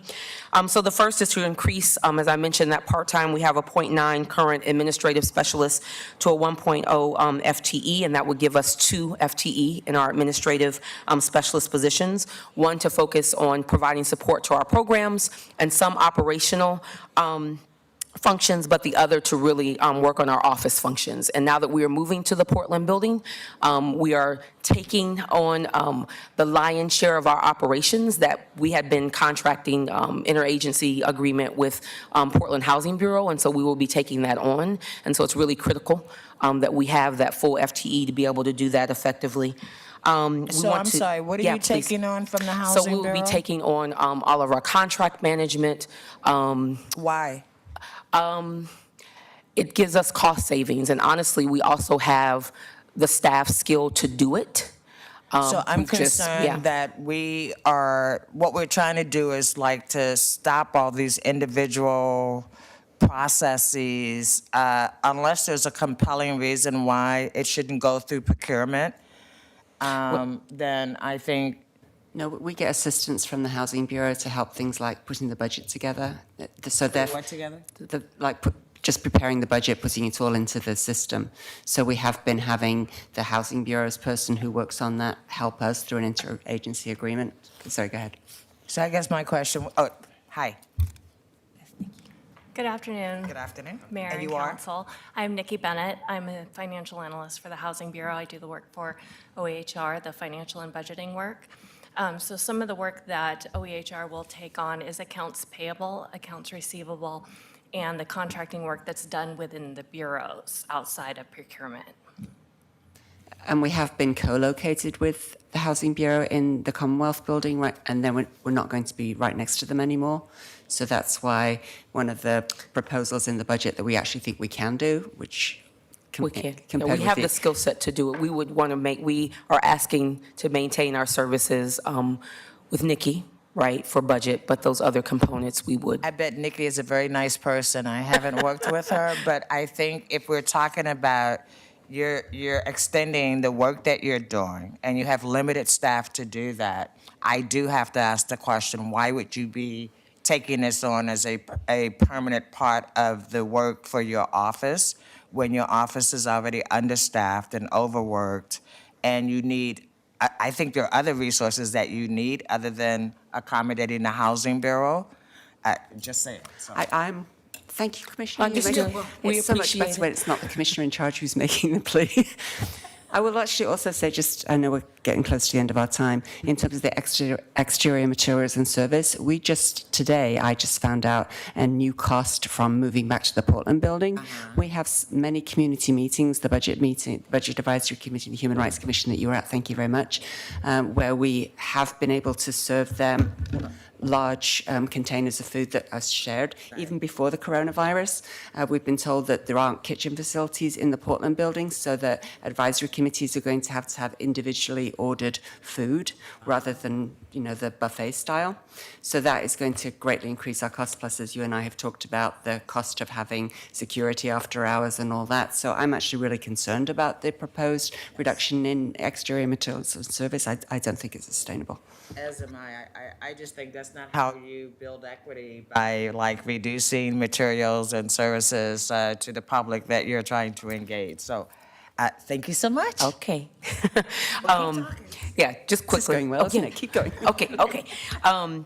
Just quickly, we wanted to continue the appointment of a deputy director position that Commissioner Fritz had come back during our last bump and asked to have some resources to have that through June of this year, and so we really wanted to continue to have ongoing resources for that position. I've talked about our interagency agreement with Portland Housing Bureau for our financial planning support, and as Nikki said, what that looks like. And then the other piece is just around ongoing support for personnel, and that's really looking at the merit increase piece based on the mayor's budget guidance there. But we have, I should say this, so we have in our reductions, we've covered all but about $17,456 of that, and so this additional, would help us to close that gap on our personnel cost. And then finally, the piece around DEEP. So our employee affinity groups had come in the 2019-20 budget and asked for an increase in funds from $10,000 to $15,000 to support their affinity group, culturally specific events, the work of DEEP. And so we want to be able to maintain that $15,000 for them without having to reduce what happens for them with their services to employees across the city. And then our second package was around our Civil Rights Title VI program increase, and this is actually a request for an additional position in this area, and that would bring that total support in that bucket of work to 2.4 FTE, and really the rationales around an increased need for training and education as it relates to civil rights, some guidance through the complaint process. There are several components that are now making it very necessary to have some additional support in Title VI.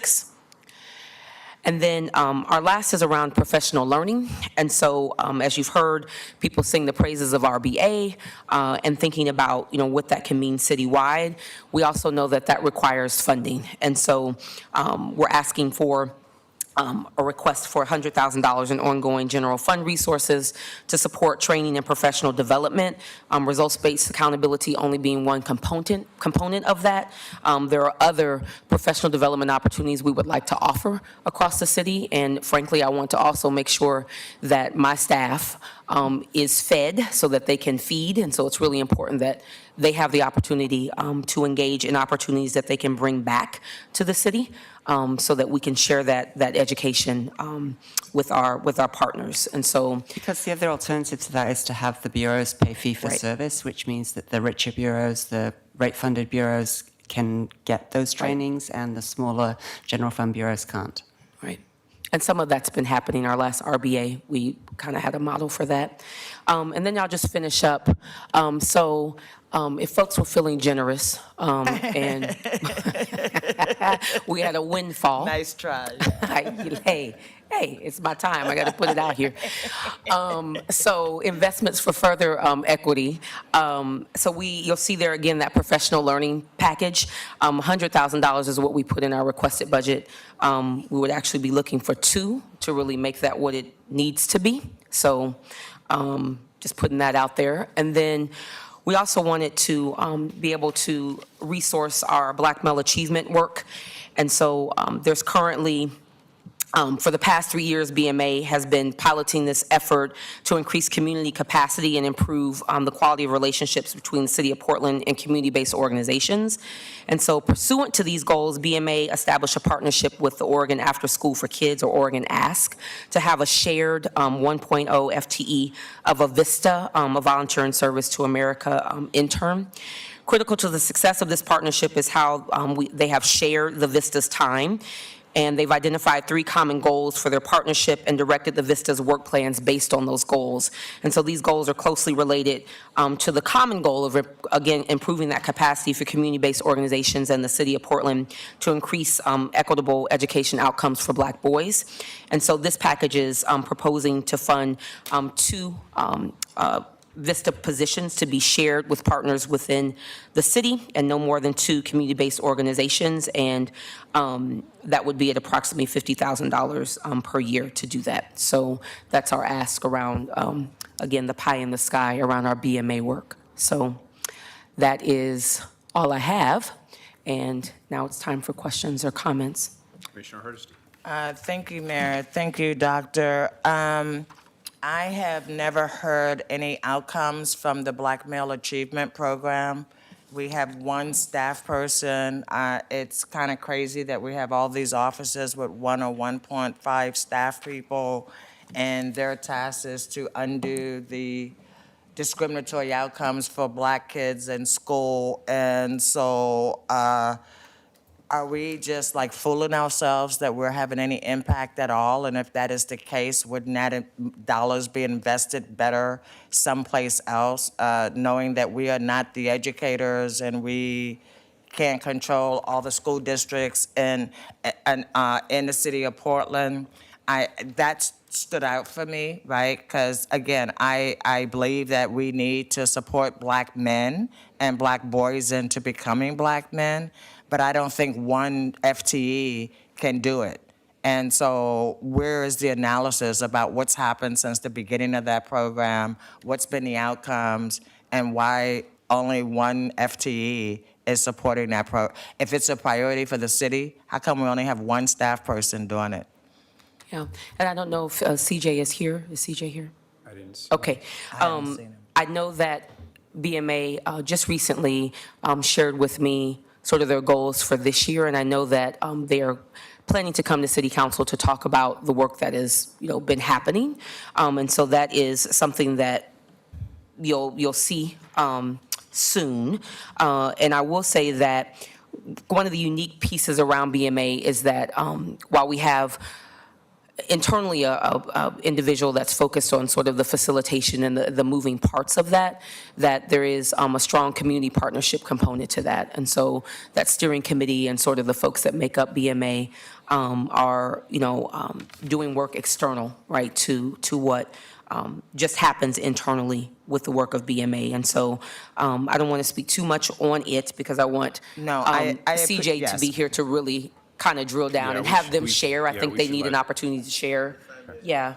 Well, and quite frankly, just because it was part of your presentation, I did not want to miss the opportunity to ask questions. Hi. Hi, my name is Kofi Desu, Office of Equity and Human Rights. I wanted to contribute to the discussion by giving some examples of the outcomes of the Black Male Achievement Program. It started with empowering the youth. So the program has contributed to providing training, leadership training to Black young men in the last 2 to 3 years. And through that, they were able to even work on some statewide policies with their elders. And also continuing to providing more training through summer. That's why they are asking more support, because they have some program like family stability, policy, and economic empowerment. So it starts with empowering the youth, and that's what they have been doing. I don't have the exact numbers of the people who have gone through the program, but I can attest that they have made some real impact in empowering Black young men. I would love to see some data, and I would love to know if we're having an impact and what else needs to happen, because just like all the equity directors, having one person responsible for turning the tide is just an impossible expectation. And so I think we have a lot of these kind of programs at the city where somebody has a great idea and they create a thing, and then there's like 1.5 people, and we never hear about it again until they come asking for more budget dollars. And it is just not, we have to be much more responsible in actually starting programs, because if we don't have the resources to start it, we shouldn't start it. And if we are going to start it, we should make sure that we invest the resources so that it can be successful, right? So not any disrespect for either of you two, but I just want that on the record that the more I see about these 1 and 1.5 people offices, it just makes me a little batty. Thank you. Thank you, Kofi, for Thank the you, Kofi. clarification. Thank you, Yeah. Dr. Smith. And, one more question, and then we're going to wrap it up. Actually, two questions. First of all, who Two are the quick questions, partners? then we're going to wrap it Quick up. ones. Who are the partners that we work with on this? And then my other question is, I think these kinds of programs are fabulous, but I'm also concerned, do we have a Latino youth achievement program? Do we have a Native American youth program? Do we have, and I guess I'm kind of with you. This is just a very small 1.5 person. Is this really the best way to improve the achievement of our young people or our young people of color? Is this the way to do it, or should we be working harder with our partners and letting them do that work? Okay. And some of the partners, Kofi, do you know Imagine SEI. specifics? SEI is POIC, thank you. Yes, the partners are some Black leaders in the community coming from some organizations like POIC, SEI, but individual community leaders also. To your question about other youth programs, I think this program came out of President Obama, my brother's keepers program, and the city of Portland, through the mayor's office, decided to participate in that program. That's why we got here. So it's focusing on Black youth. Is it just, it's Black boys? It's not girls? Black, Right, Black, that's yeah. why they call it the Black Male Achievement Program, I suspect, right? Yeah. Right, but I think this is a case where we're a partner, and as I said, it is a national movement. So I think it would be unfortunate for the city to pull out of a partnership like that, and that's why we have the request. And I think we agree with you that just one person is not sustainable. The request, I believe, is for Vista staff that. But just because we decided 5 years ago that we were going to support Obama doesn't mean that today it still makes sense. So I respectfully. We will get a report to council and have a thorough discussion. Thank you. Duly noted. A couple of questions, and he may not want to leave. Oh, if it's about BMA, then. I was wondering if it's, what we find quite often with some of these programs that were started quite a while ago is they mainly focus on the inner city PPS, and Douglas is left out. We have 11 to 13% African American, whether it be, from Africa or actually African American. And so they're often left out, but because it was Black History Month in February, we were hearing a lot about our programs, because we have a Black Student Union. We have Sun School in our high school that works with the African American, and we have ACO, which is the African youth, that are all working in our district with our African-American youth. And it sounds like some of the programs are overlapping what this does. Yeah, okay. Well, I was also going to say, so Black Male Achievement spans from young men that I think 16 to 24. And so it's also just not young men that are in, school or, that's, I just want to put that out there as well, so. We'll wait until Steve can answer. We'll bring him back. So does it encompass the whole city? Because we've had a shift in population where there's, the African-American families are moving more to East Portland. But are you working with that group now that they've shifted? I know it took almost 10 years for some of the African-American nonprofits to start providing service after they moved. Yes, I've been to some of their meetings, their committee meetings, and they acknowledge that there is a need to cover the whole city, but because of the lack of the resources, it is hard for them to cover all the black men. And they work with this VISTA program to receive some support, because the people supporting through the VISTA program are funded by the VISTA program, supporting them. That's why they are asking to continue this VISTA program to be able to include more black men. But some of the young men from African immigrant communities have participated in their activities during the summer. Yeah, the summer youth experience is probably the most popular program that folks are familiar with as it relates to BMA. And those youth are from various school districts across the city. Very Okay, good. thanks. Thank you. All right, folks, we are 15 minutes behind schedule. We're going to lose some people at 5 o'clock, so I'm going to ask for your forbearance. We'll take a 5-ish minute break, and then we will reconvene.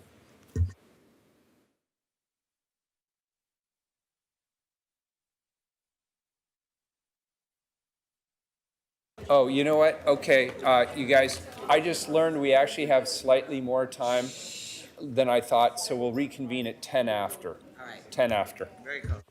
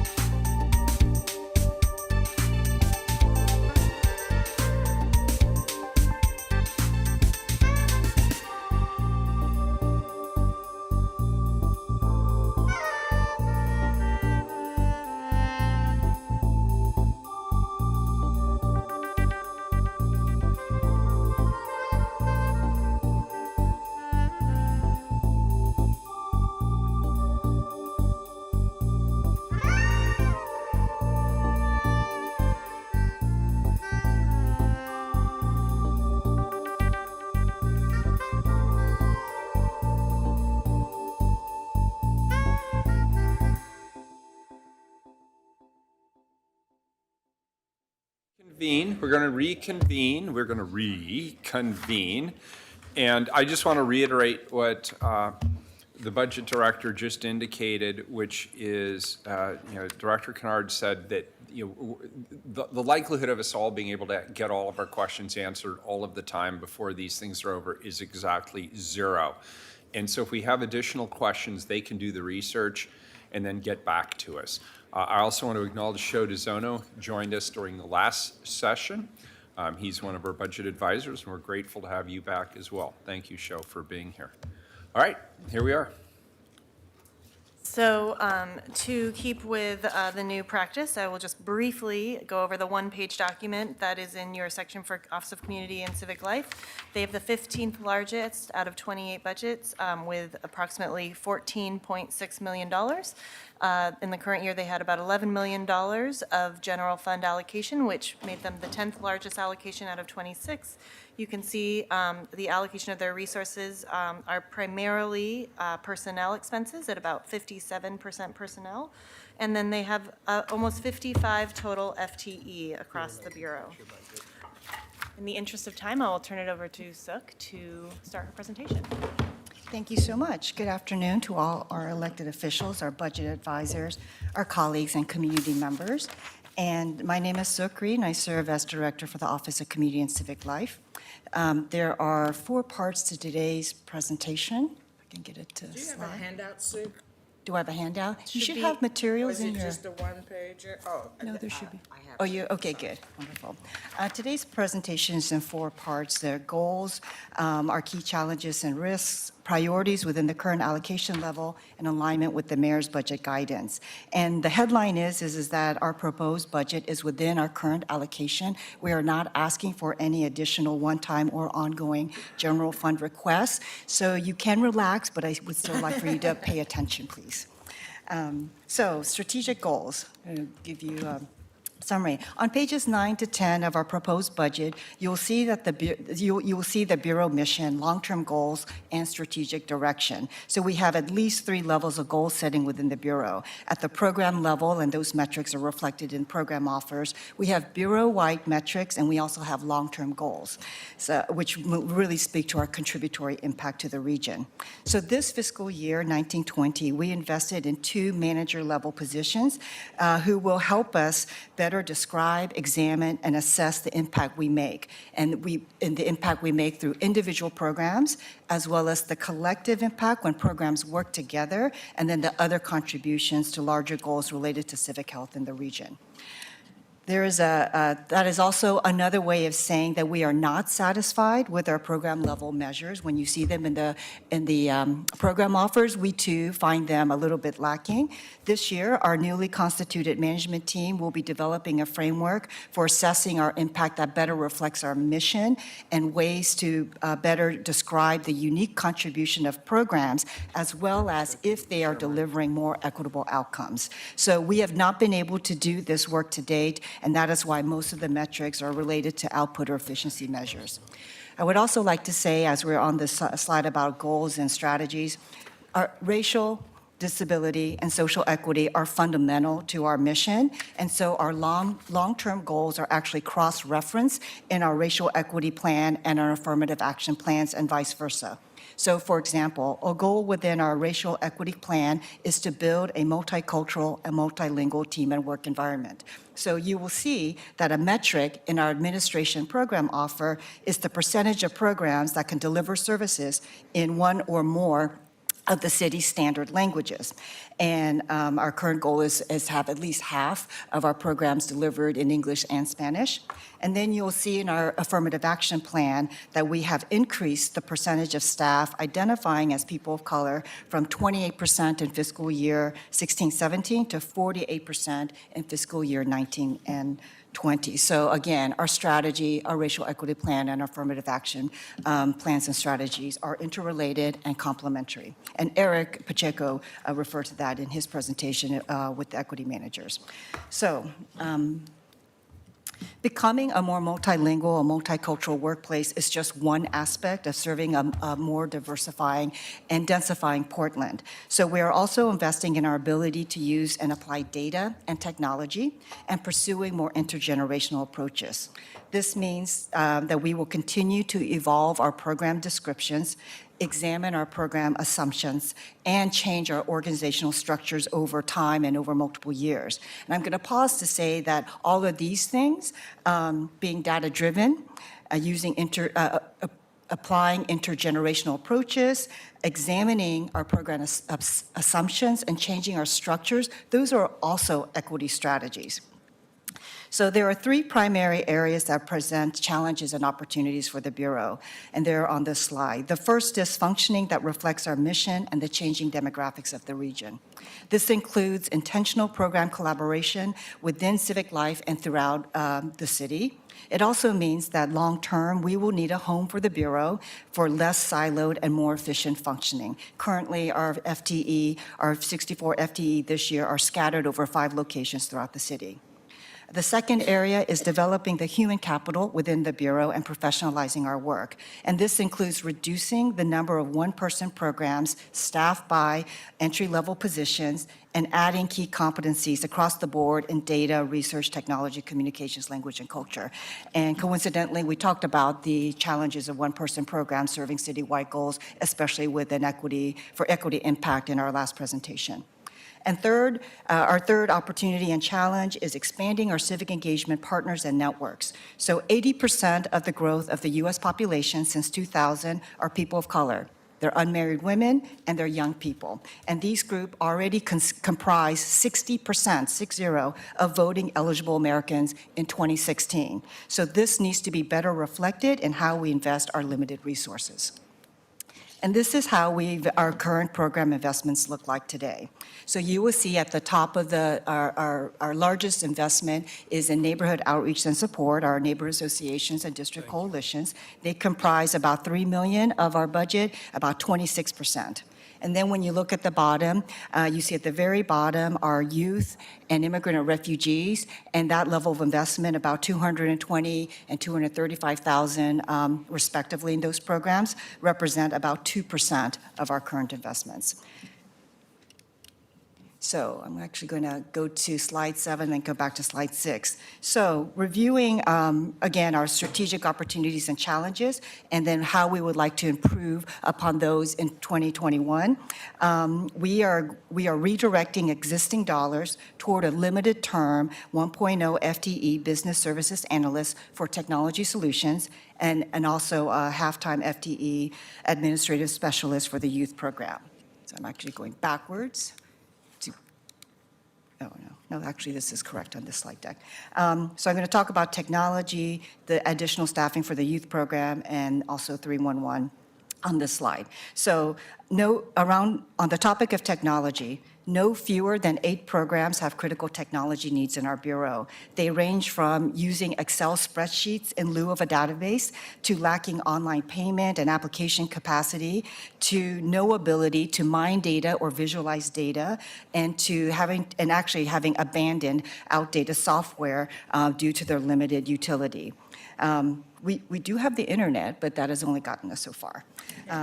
So rather than a piecemeal approach that we have employed previously, we work with BTS, our manager, one of our new managers, Michael Montoya, worked with BTS this year to put all our needs in a master business requirements document. And so we are taking a bureau-wide approach to our technology growth. And we're going to prioritize existing solutions already in use citywide, but currently we do not have access to, and that the limited-term business services analysts will work with teams to finalize and implement technology solutions over the next 2 years. So the largest piece of that puzzle is a customer relationship management database for our cannabis licensing and compliance program, but we also need online application and payment processing for liquor licensing and noise. We also need the same for same online application and customer relationship management for advisory boards and commissions, and we we need basic as well as advanced contact management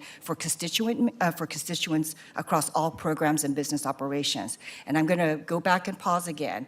Technology helps us do our work, but technology, I want to say fundamentally, will also help us get to understanding who we serve, and disaggregating it by all the equity dimensions that we care about, and then seeing if our service delivery is actually based on need, level of need, community growth, and actually impact. So technology is a strategy we are employing for equity.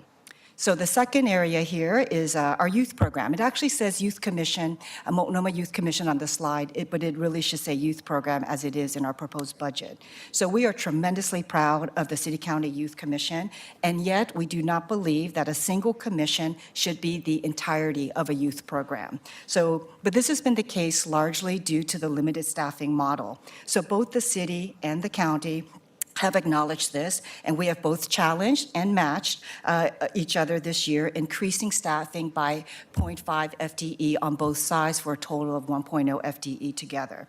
So having that additional support will allow our very talented and hardworking coordinators to pursue additional partnership and policy work. This will include deeper collaboration around the Commission's priorities of youth violence prevention, transit justice, and education. And so, you know, collaboration takes time and effort and attention. And so in the area of youth prevention, we don't believe that just adding a half-time FTE is going to get everything done. So we will also be adding to the youth-focused work through collaboration with our own community safety program. And then as a bureau, we're joining forces to better partner with the Mayor's Office on Youth Violence Prevention, the Portland Committee on Community Engaged Policing, public schools, Safe Routes to School, and county youth programs. So it is not just adding 0.5 FTE. We're going to bring many resources already in place to bear to serve our youth better. And then finally, I'm not going to talk a lot about 311. Because some of us know, I need to acknowledge not all of us have been able to participate in the work sessions over the last 4 months, but we are transferring our very beloved and very hardworking information referral and 311 program over to the Office of Management Finance. So if anyone has a question about that during the Q&A, happy to go back to that, but I'm not spending a lot of time there. So finally, we thank the mayor and council for the budget guidance this year, because we also wholeheartedly agree with the themes of breaking down silos through collaboration and undertaking very hard, longer-term strategies for meaningful service delivery. We were also, Civic Life's community safety program was also named in the budget guidance related to the collaborative public safety budget priority. But we do not have a role in the Charter Executive Committee or work group in year one. We have been advised by OMF, and we're very supportive of the request to play a role in year two. And that is a request that both Parks, the Rangers program, and then we have received because we're not the biggest part of the public safety budget. And so in fact, our 1.6 million in community safety is probably a rounding error for some of the bigger budget considerations. And so we have a role to play, but we will do that in year two when the rest of the work group is more ready for our participation. So that concludes my remarks. Thank you for your attention, and please let me know if you have questions. Go for it. Go ahead, Frida. Always got questions. And I did review both the CBO's review and your full budget documents, because I was hunting down, I think it was last year we talked about, well, it's been going on 2 years, equalizing how the coalitions are funded, because it's very unequal. And so I was wondering your progress on that. And also there was quite a bit of flap about the reorganization. Can you give us an update on your neighborhood associations, and is that changing compared to? Okay. I'm not give you a active briefer. in one though. So we do not have time to give you the full update on the Yeah, second part of your yeah. conversation, but we could get back to you on that. In the first That's part of your fine. conversation, so in January 2019, we delivered a report to council that helped close the gap of the funding gap around the coalitions from 3 to 1 to 2 to 1. And that is pretty much, and that was, we did that in 1819, and then in 1920. This year, we had a 99% budget, and so we held to that. There is still a funding disparity. So, and the gap is the highest paid, the highest reimbursed coalition is Central Northeast Neighbors, and they get about $6. And then, but we've brought up East Portland, which was at that point receiving less than $2 per person, using that methodology, to about $3.12. And so now Southeast Uplift and East Portland are funded at about $3.12, $3.14 if you use the per person metric. And that is about, so that gap is now 2 to 1 instead of 3 to 1. But that doesn't mean, though, that we're done, and we have a longer conversation. We propose a multi-year process because we need to ask the question, what are the outcomes we actually seek to deliver? Are they equitable? Do they reflect our needs as a growing and diversifying Portland? And then we ask, what are the roles that district coalitions can best play? And then we resource that. And so, but in this budget, what we've done is we've heard, and we are very compassionate about staffing needs. And so the district coalitions in this budget, it will be receiving they will be receiving the same cost of living allocation that our staff have. So on their personnel items, they will receive 2.9% more than what they received last year, but their external materials and services are going to be held at last year's rates. So a total increase, but mostly on personnel. Okay. Could I just follow up on that, please, Frida? Oh, sure. Because Commissioner Fritz. the numbers actually show that the coalitions, the neighborhood outreach programs are getting almost 459,000 less, like a 13% decrease between the 1920 adopted and the 2021. Which part are you looking at? So I can look at the same thing. The neighborhood outreach programs, the funding to the district coalitions is, in the requested budget, is 13% less. No, the external materials and services stay the same. We added 2.9%. I'm not sure which page you're on, but I would be happy to look at that specifically. But actually, the coalitions are receiving more in their personnel and the same in their EMS. And then last year, we did have actually census. Census was included in neighborhood outreach and support because it's staffed by our civic engagement coordinator. So if there is a difference, it's the census support. But we've been hearing from multiple constituents in North Portland that they are getting cuts in their staffing. So let me show you. I will share with you. Specifically around North Portland, this is more complicated than, actually, let me just hand these out to you and I'll keep them for myself. You could probably have. In North Portland, I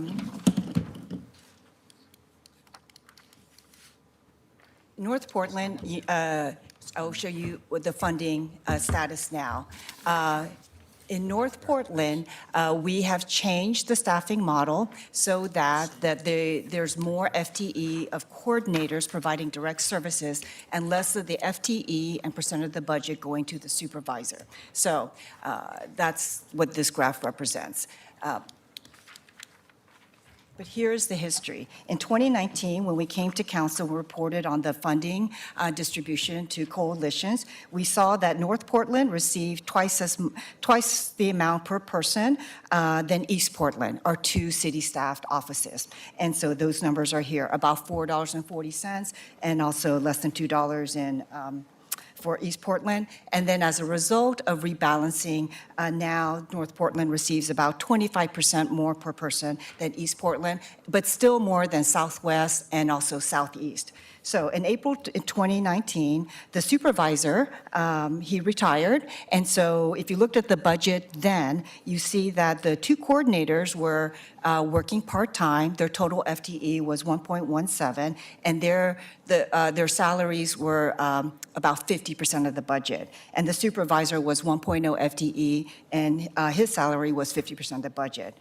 So in that, because we had the retirement, we had a recruitment, and we have a transition year, for 1 year, we temporarily increased those coordinators from .55 and .62 FTE to 1.0 each. So that means then we had coordinators at 2.0 FTE, and they had 82% of the budget, and the supervisor role was less than 4/10, and 17% of the budget. And then this year, we are subsidizing the North Portland budget by about 15% or 44,000 because it is a transition year.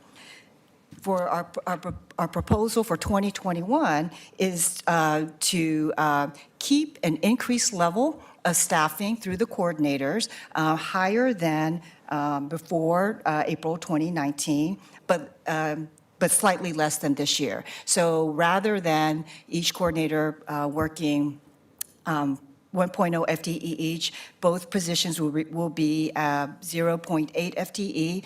That's still about 80% of the budget. We're still keeping the supervisor percent at 20% of the budget and 0.38 of the total FTE. And if you look at what that looks like over time, what you see is the orange and the gray are the two coordinator roles.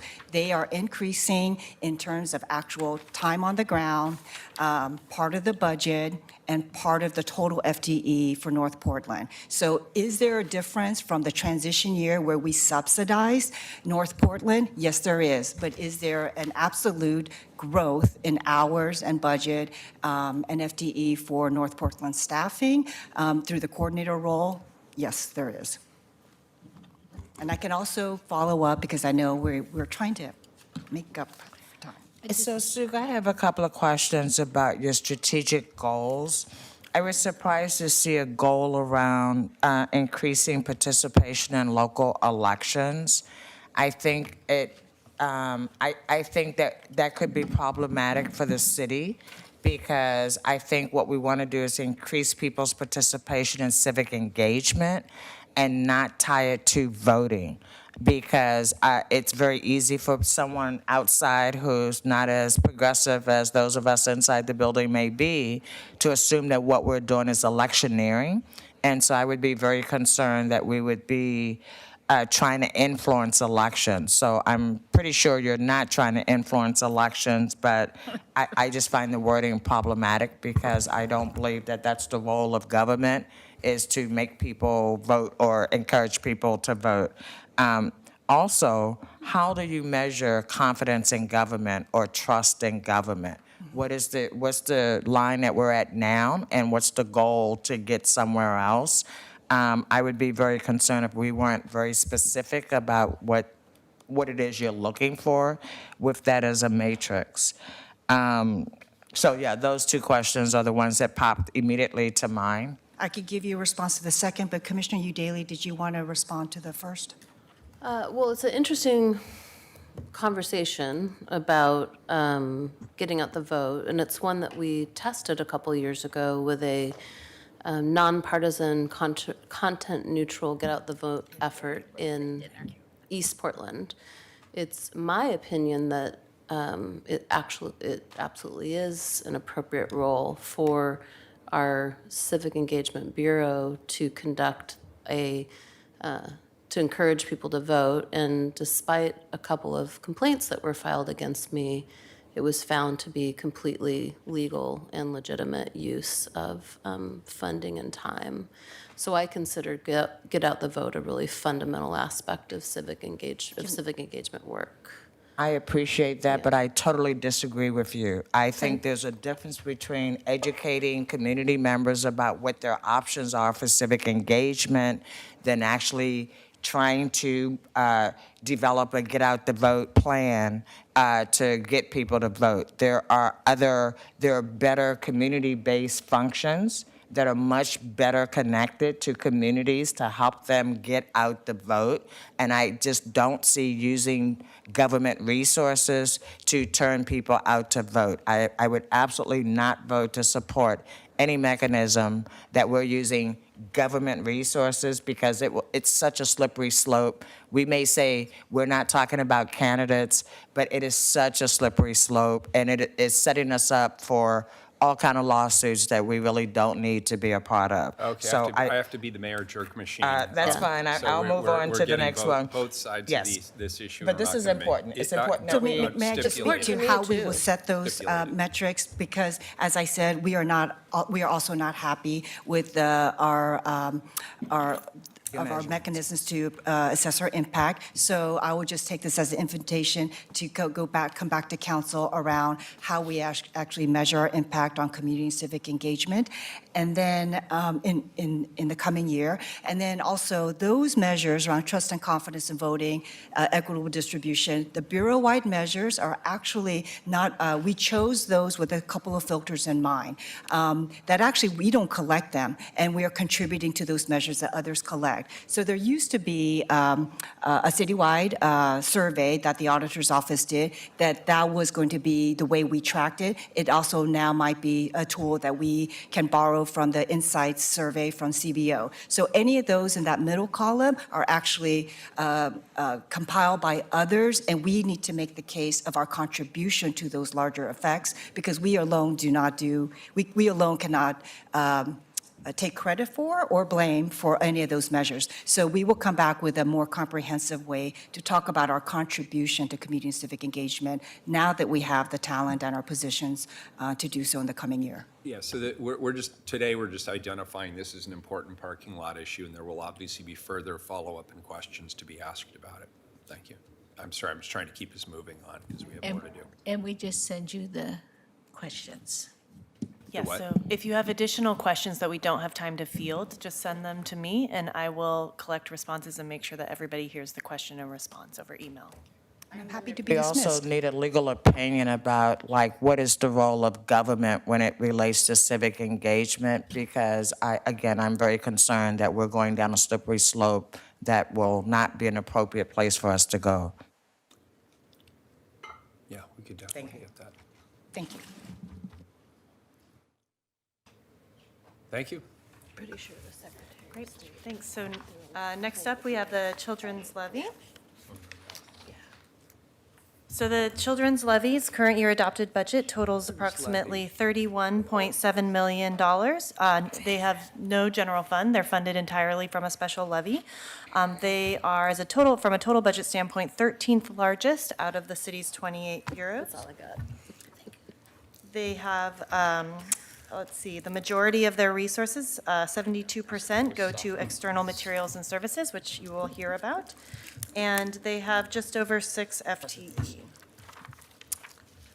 I'll turn it over to Director Pellegrino. It's got to be green. Yep, I got it, okay. I'm Lisa Pellegrino, the Director of the Children's Levy, and this is? John Kelly, I'm the financial analyst. I'm going to start with just a little bit of background to take you through how we're structured and what we do.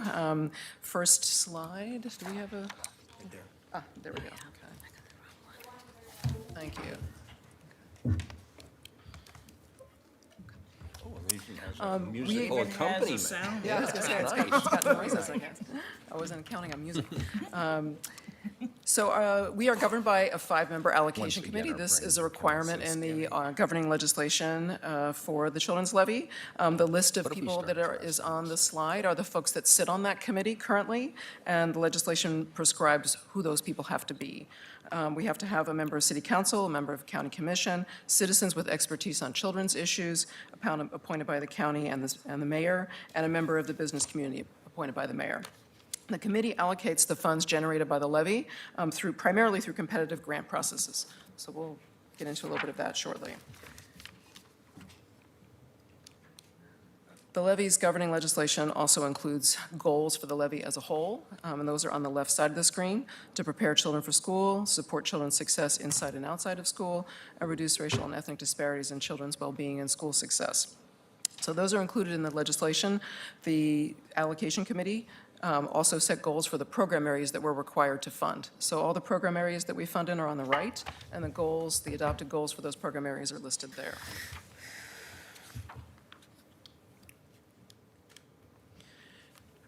So we're going to go through a little bit of what we did in 1819. That's the last year for which we have complete data.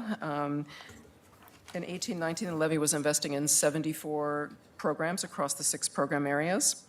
All the grantees that we have report data on the demographics of the population served, on the service level that they provide, on the participation goals and what percentage of the kids met those goals, or the parents, outcome goals, and staff turnover.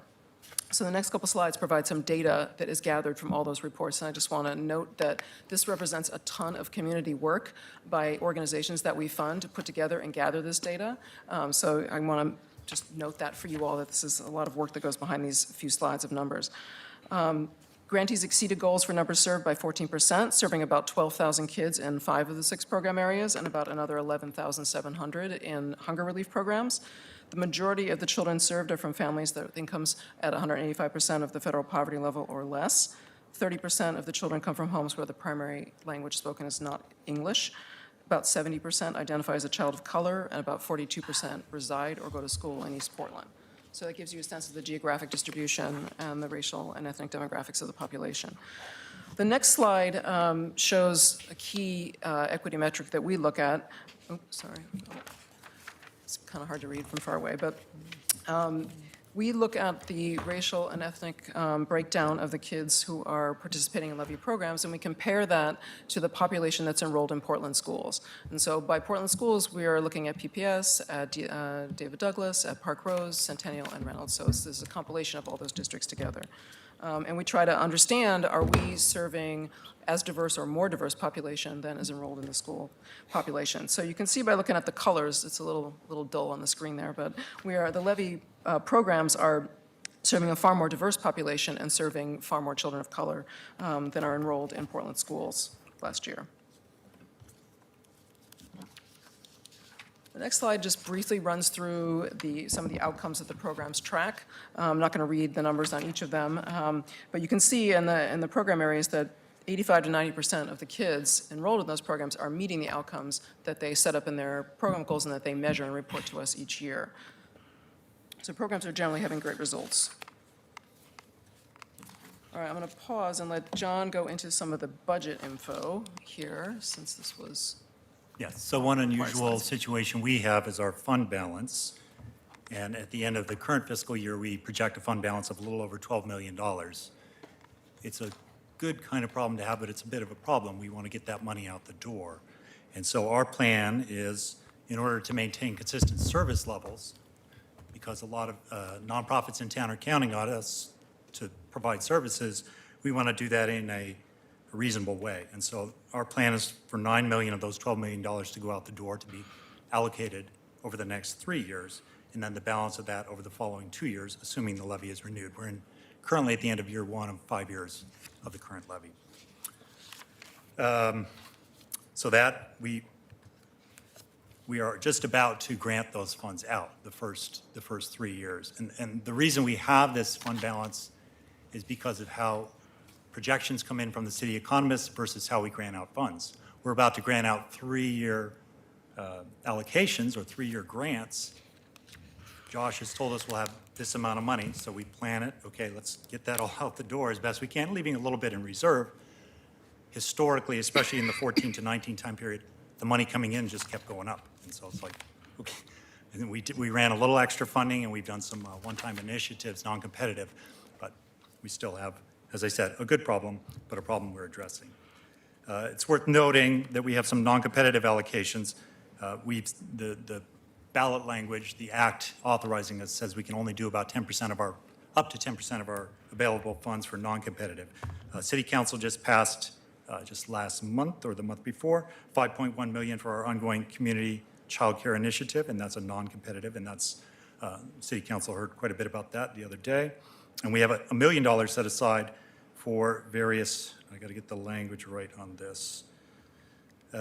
It's specified in the ballot language, specific purposes. They can be special initiatives across program areas, quality assurance, training and technical assistance, and to improve systems that affect children and organizations that serve them. So that $1 million is set aside for that as well. We are, as I said, about to let a little over $68 million in our competitive round, and we've got 116 applications, lots of applications, only about 2-for-1 dollars requested versus dollars available. It's been worse than that in the past, as we know the need is great. And then we're very proud of our new initiative, which is our Small Grants Fund. Erica is here. Yay, Erica is our new hire who will be overseeing our Small Grants Fund process. You're going to talk a little more about that? Yeah, Yep, you are. So back to strategic goals. So before this funding round was begun, the levy set strategic goals to govern how they're going to do, how we're going to run the process of seeking the grants, and then what we are aiming to fund. So the first step in that was hiring PSU. They have a Center for Improvement in Child and Family Services. So we hired them to do a qualitative evaluation of our grant-making process to improve equity and transparency. So they spent about 5 months doing lots of interviews and focus groups of people who sought funds from us, people who sought and were successful, and those who sought and were unsuccessful, other funders in the community, talking to the allocation community, allocation committee rather, to fold all of that into a set of 30 recommendations on what they thought we should change for our process. And the principal investigator on that, you just heard from, is Tuan Dong, who recently moved from PSU to the city's as an equity manager. So we have set our strategic direction in large part for the process anyway, the process by which the money is given out, using those recommendations from that study. In addition, we try to find out from community what are the most high priority needs and what kinds of services should we be funding to deliver to meet those needs. And so to assist in that, we hired, oh my gosh, I'm spacing her name, Empress Rules Equity Consulting, and the principal is Kiyoshi Owens, and to do a large scale, much larger than we've ever done in the past, community engagement process that seeks to do focus groups and surveys of community members and making sure to get a wide range of community members, not just people who are using the organizations that we currently fund, because that has been typically often how people will come to community engagement around what we fund.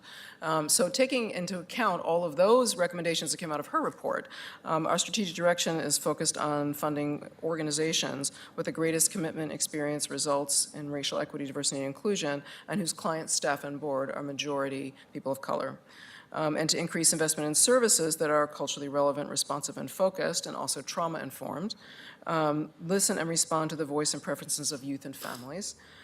Pay attention to accessibility and address barriers, including hours of operation, location, and transportation, which are 3 of the most important ones that showed up in that recommendations, and to employ staff who are of and grounded in the cultural communities that they serve. In addition, recommendation to assess our accountability process with the new set of grantees that come in. So our intention is to take their input and consider what changes we should make to those systems as well. One of the biggest recommendations that came out of PSU's report was to start a small grants fund to address equity of access. So the next set of goals are around addressing the things that are trying to point the small grants fund to address some of the issues that the PSU recommended we address. So the idea is to reach organizations that have not been funded in the past, that have budgets of less than $1 million per year, and reach populations that other funded services are not reaching, and to create a participatory design and implementation process in creating that fund. So those are the goals that we're aiming at over the next, that are in process now and aiming at over the next year. The Small Grants Fund is rolling out their process. They're in the design phase now. They're rolling out June through November and expect to have grants started in January of '21. Challenges and risks around revenues are really mostly due to compression for us. We got a $2.2 million reduction in projected revenues between January 19 and January 20. So the pot of resources that was in the grants, that was in the funding applications that are out there right now and that will be decided shortly was reduced somewhat to account for that reduction in projected revenues. And compression is notoriously difficult to predict. So it's always a possibility that we could have less revenue than we think we have, or in some cases, as John discussed before, we have more revenue than we anticipated and we don't make adequate grants and we have to make more grants. So those are the key financial risks. Any questions? Commissioner Hersey, do you have a question? I do, thank you. Thank you so much for the presentation. Thank you for hearing me last year that you needed to diversify your staff. I'm thrilled to see that you're on path to make that happen. But one person can't do it, so I appreciate the fact that you've started the process. I guess I'm a little concerned about the wiggleness of this language around, let me read it directly. increase investments in organizations with the greatest commitment, experience, and results in racial equity, diversity, and inclusion, blah, blah, blah, blah. What does that really mean? It really comes down to how the funding application was structured. So we changed the point structure in terms of how points are awarded. So people get points. There's a set of questions around the clients of your whole organization, what your direct service staff is composed of, what your management staff is composed of, what your board is composed of, how you get that information. Do you track that information directly from the people, or are you estimating based on, because sometimes people don't ask that question when they take board members or other staff. So they're asked to give much more detail on that, and then they're scored based on being majority people of color in all of those categories. You should mention. Well, I who just does want the to, scoring. go ahead. I'm sorry. And those are scored by volunteer reviewers, so people from the community are scoring. So I guess I would just caution, because I know that we have this movement for culturally specific organizations, and I can count on one hand the number that African American community has.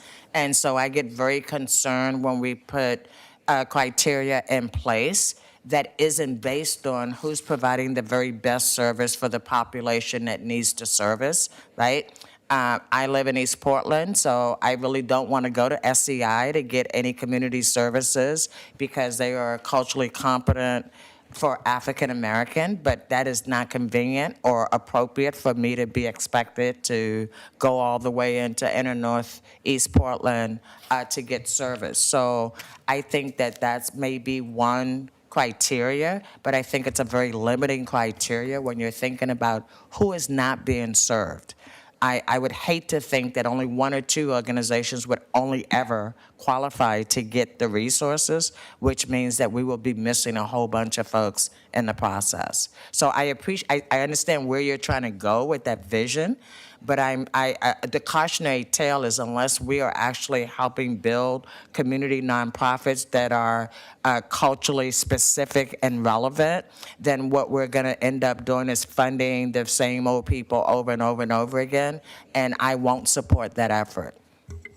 I mean, I think the committee does screen also for geography. I think that's a key piece. So that's, I mean, we want to know where the people are going to provide service and for which populations. So I think the attempt will be certainly to balance that.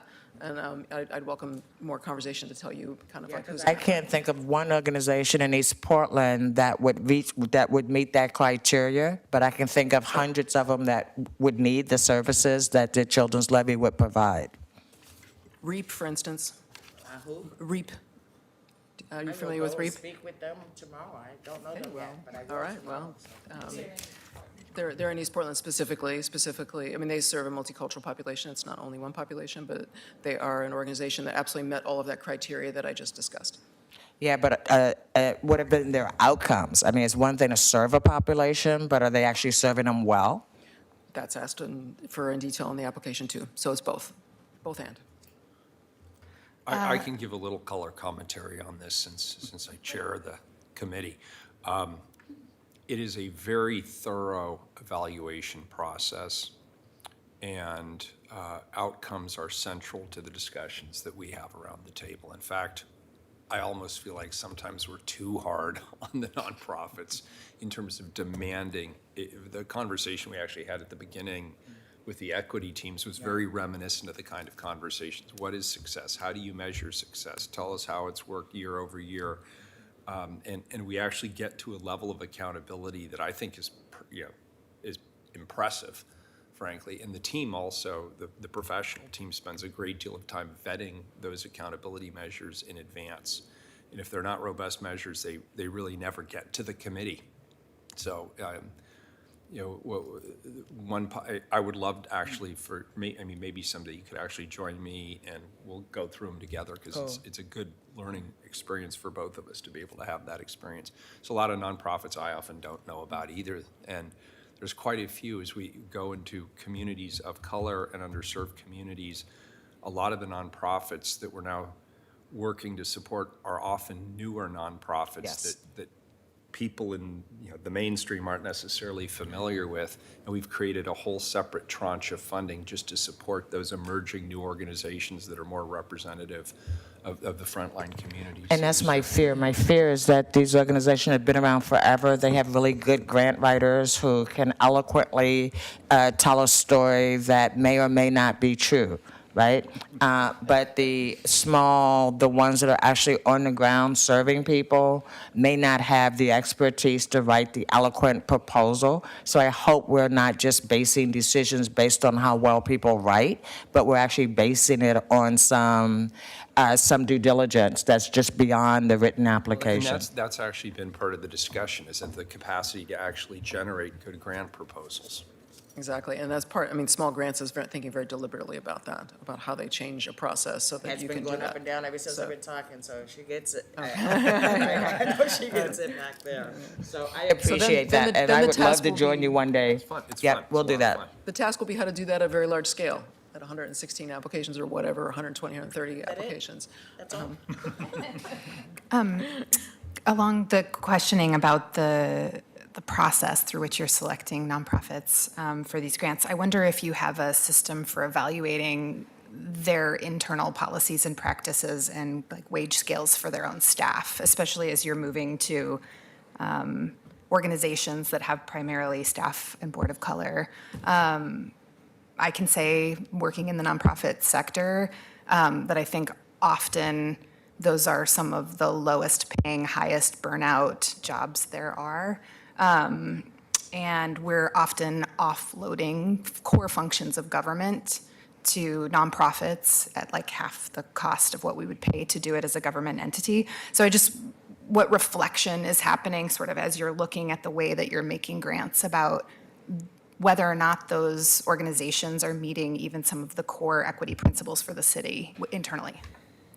I wouldn't say there's not a specific wage level review, because we have realized that our power in that regard is relatively limited, because many organizations have salary scales that are set for a whole organization, and might be only funding one program in that organization, even though we would like to see people paid better.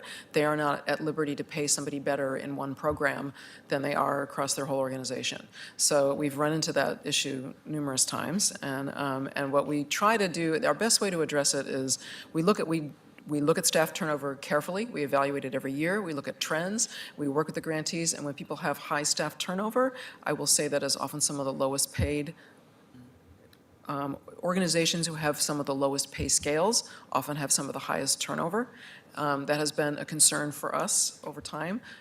We have tried to make that clear to people. I think in some cases I've seen shifts in some organizations and others not so much. And I think our advice sometimes is to not fund those organizations. Yeah, I think I understand the challenge with it, and I also think if more bodies are asking questions of our nonprofit leaders that hold them accountable to at least having a plan to increase wage scales over time and allocating fewer but significant grants to organizations that actually allow them to do good work but not on the backs of their workforce, I would just encourage us to think a little bit more about how we better utilize resources to kind of lift wages in that sector as well. I agree. Question on the budget, when I was going through your actual budget, it showed a drop in service to students about 1,500 to children. It went from 12,000 to 10,500, and yet the dollars were higher, so I was trying to figure out, okay, what are you doing differently? Because it was the 5 programs? We don't know what the actual target that Lisa was talking about, number of children Yeah. served, will be set by each grant. Grant. So we don't even know what we'll be funding next year. So It's a guess. it's a kind of a placeholder number. It has not, Okay. and also we run into the issue of quality and quantity, right? Right. No, I Certain, know. Your point. yeah, certain programs serve hundreds of kids, certain programs serve a small number very intensively. And so we also don't regard numbers served as That big of the a- most yeah. important figure. Okay. It just can have different meanings. Yeah. And I to your wanna- point, I want to thank you for funding the Sun Schools, because we do have some Sun Schools that are funded by you out in David Douglas. But when I'm reading your strategic large grant goals, you basically have written this and early childhood learning is one of your programs.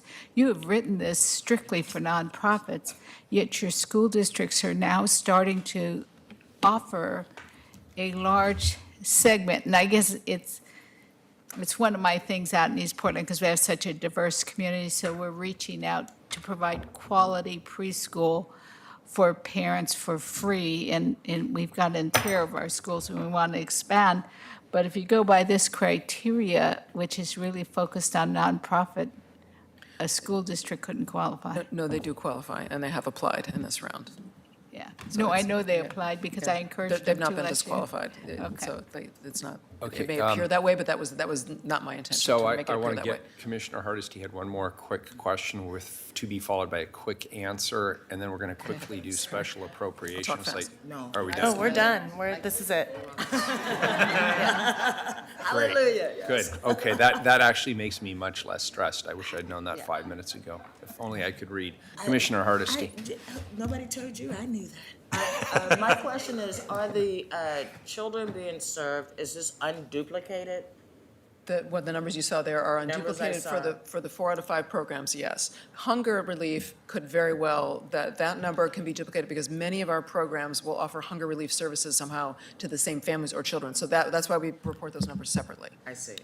Thank you. No, that's helpful. So- Is my sheets different than yours? Because I show special. Okay, so so we updated it to have special appropriations be after the Cannabis Fund work session, which is happening on Monday.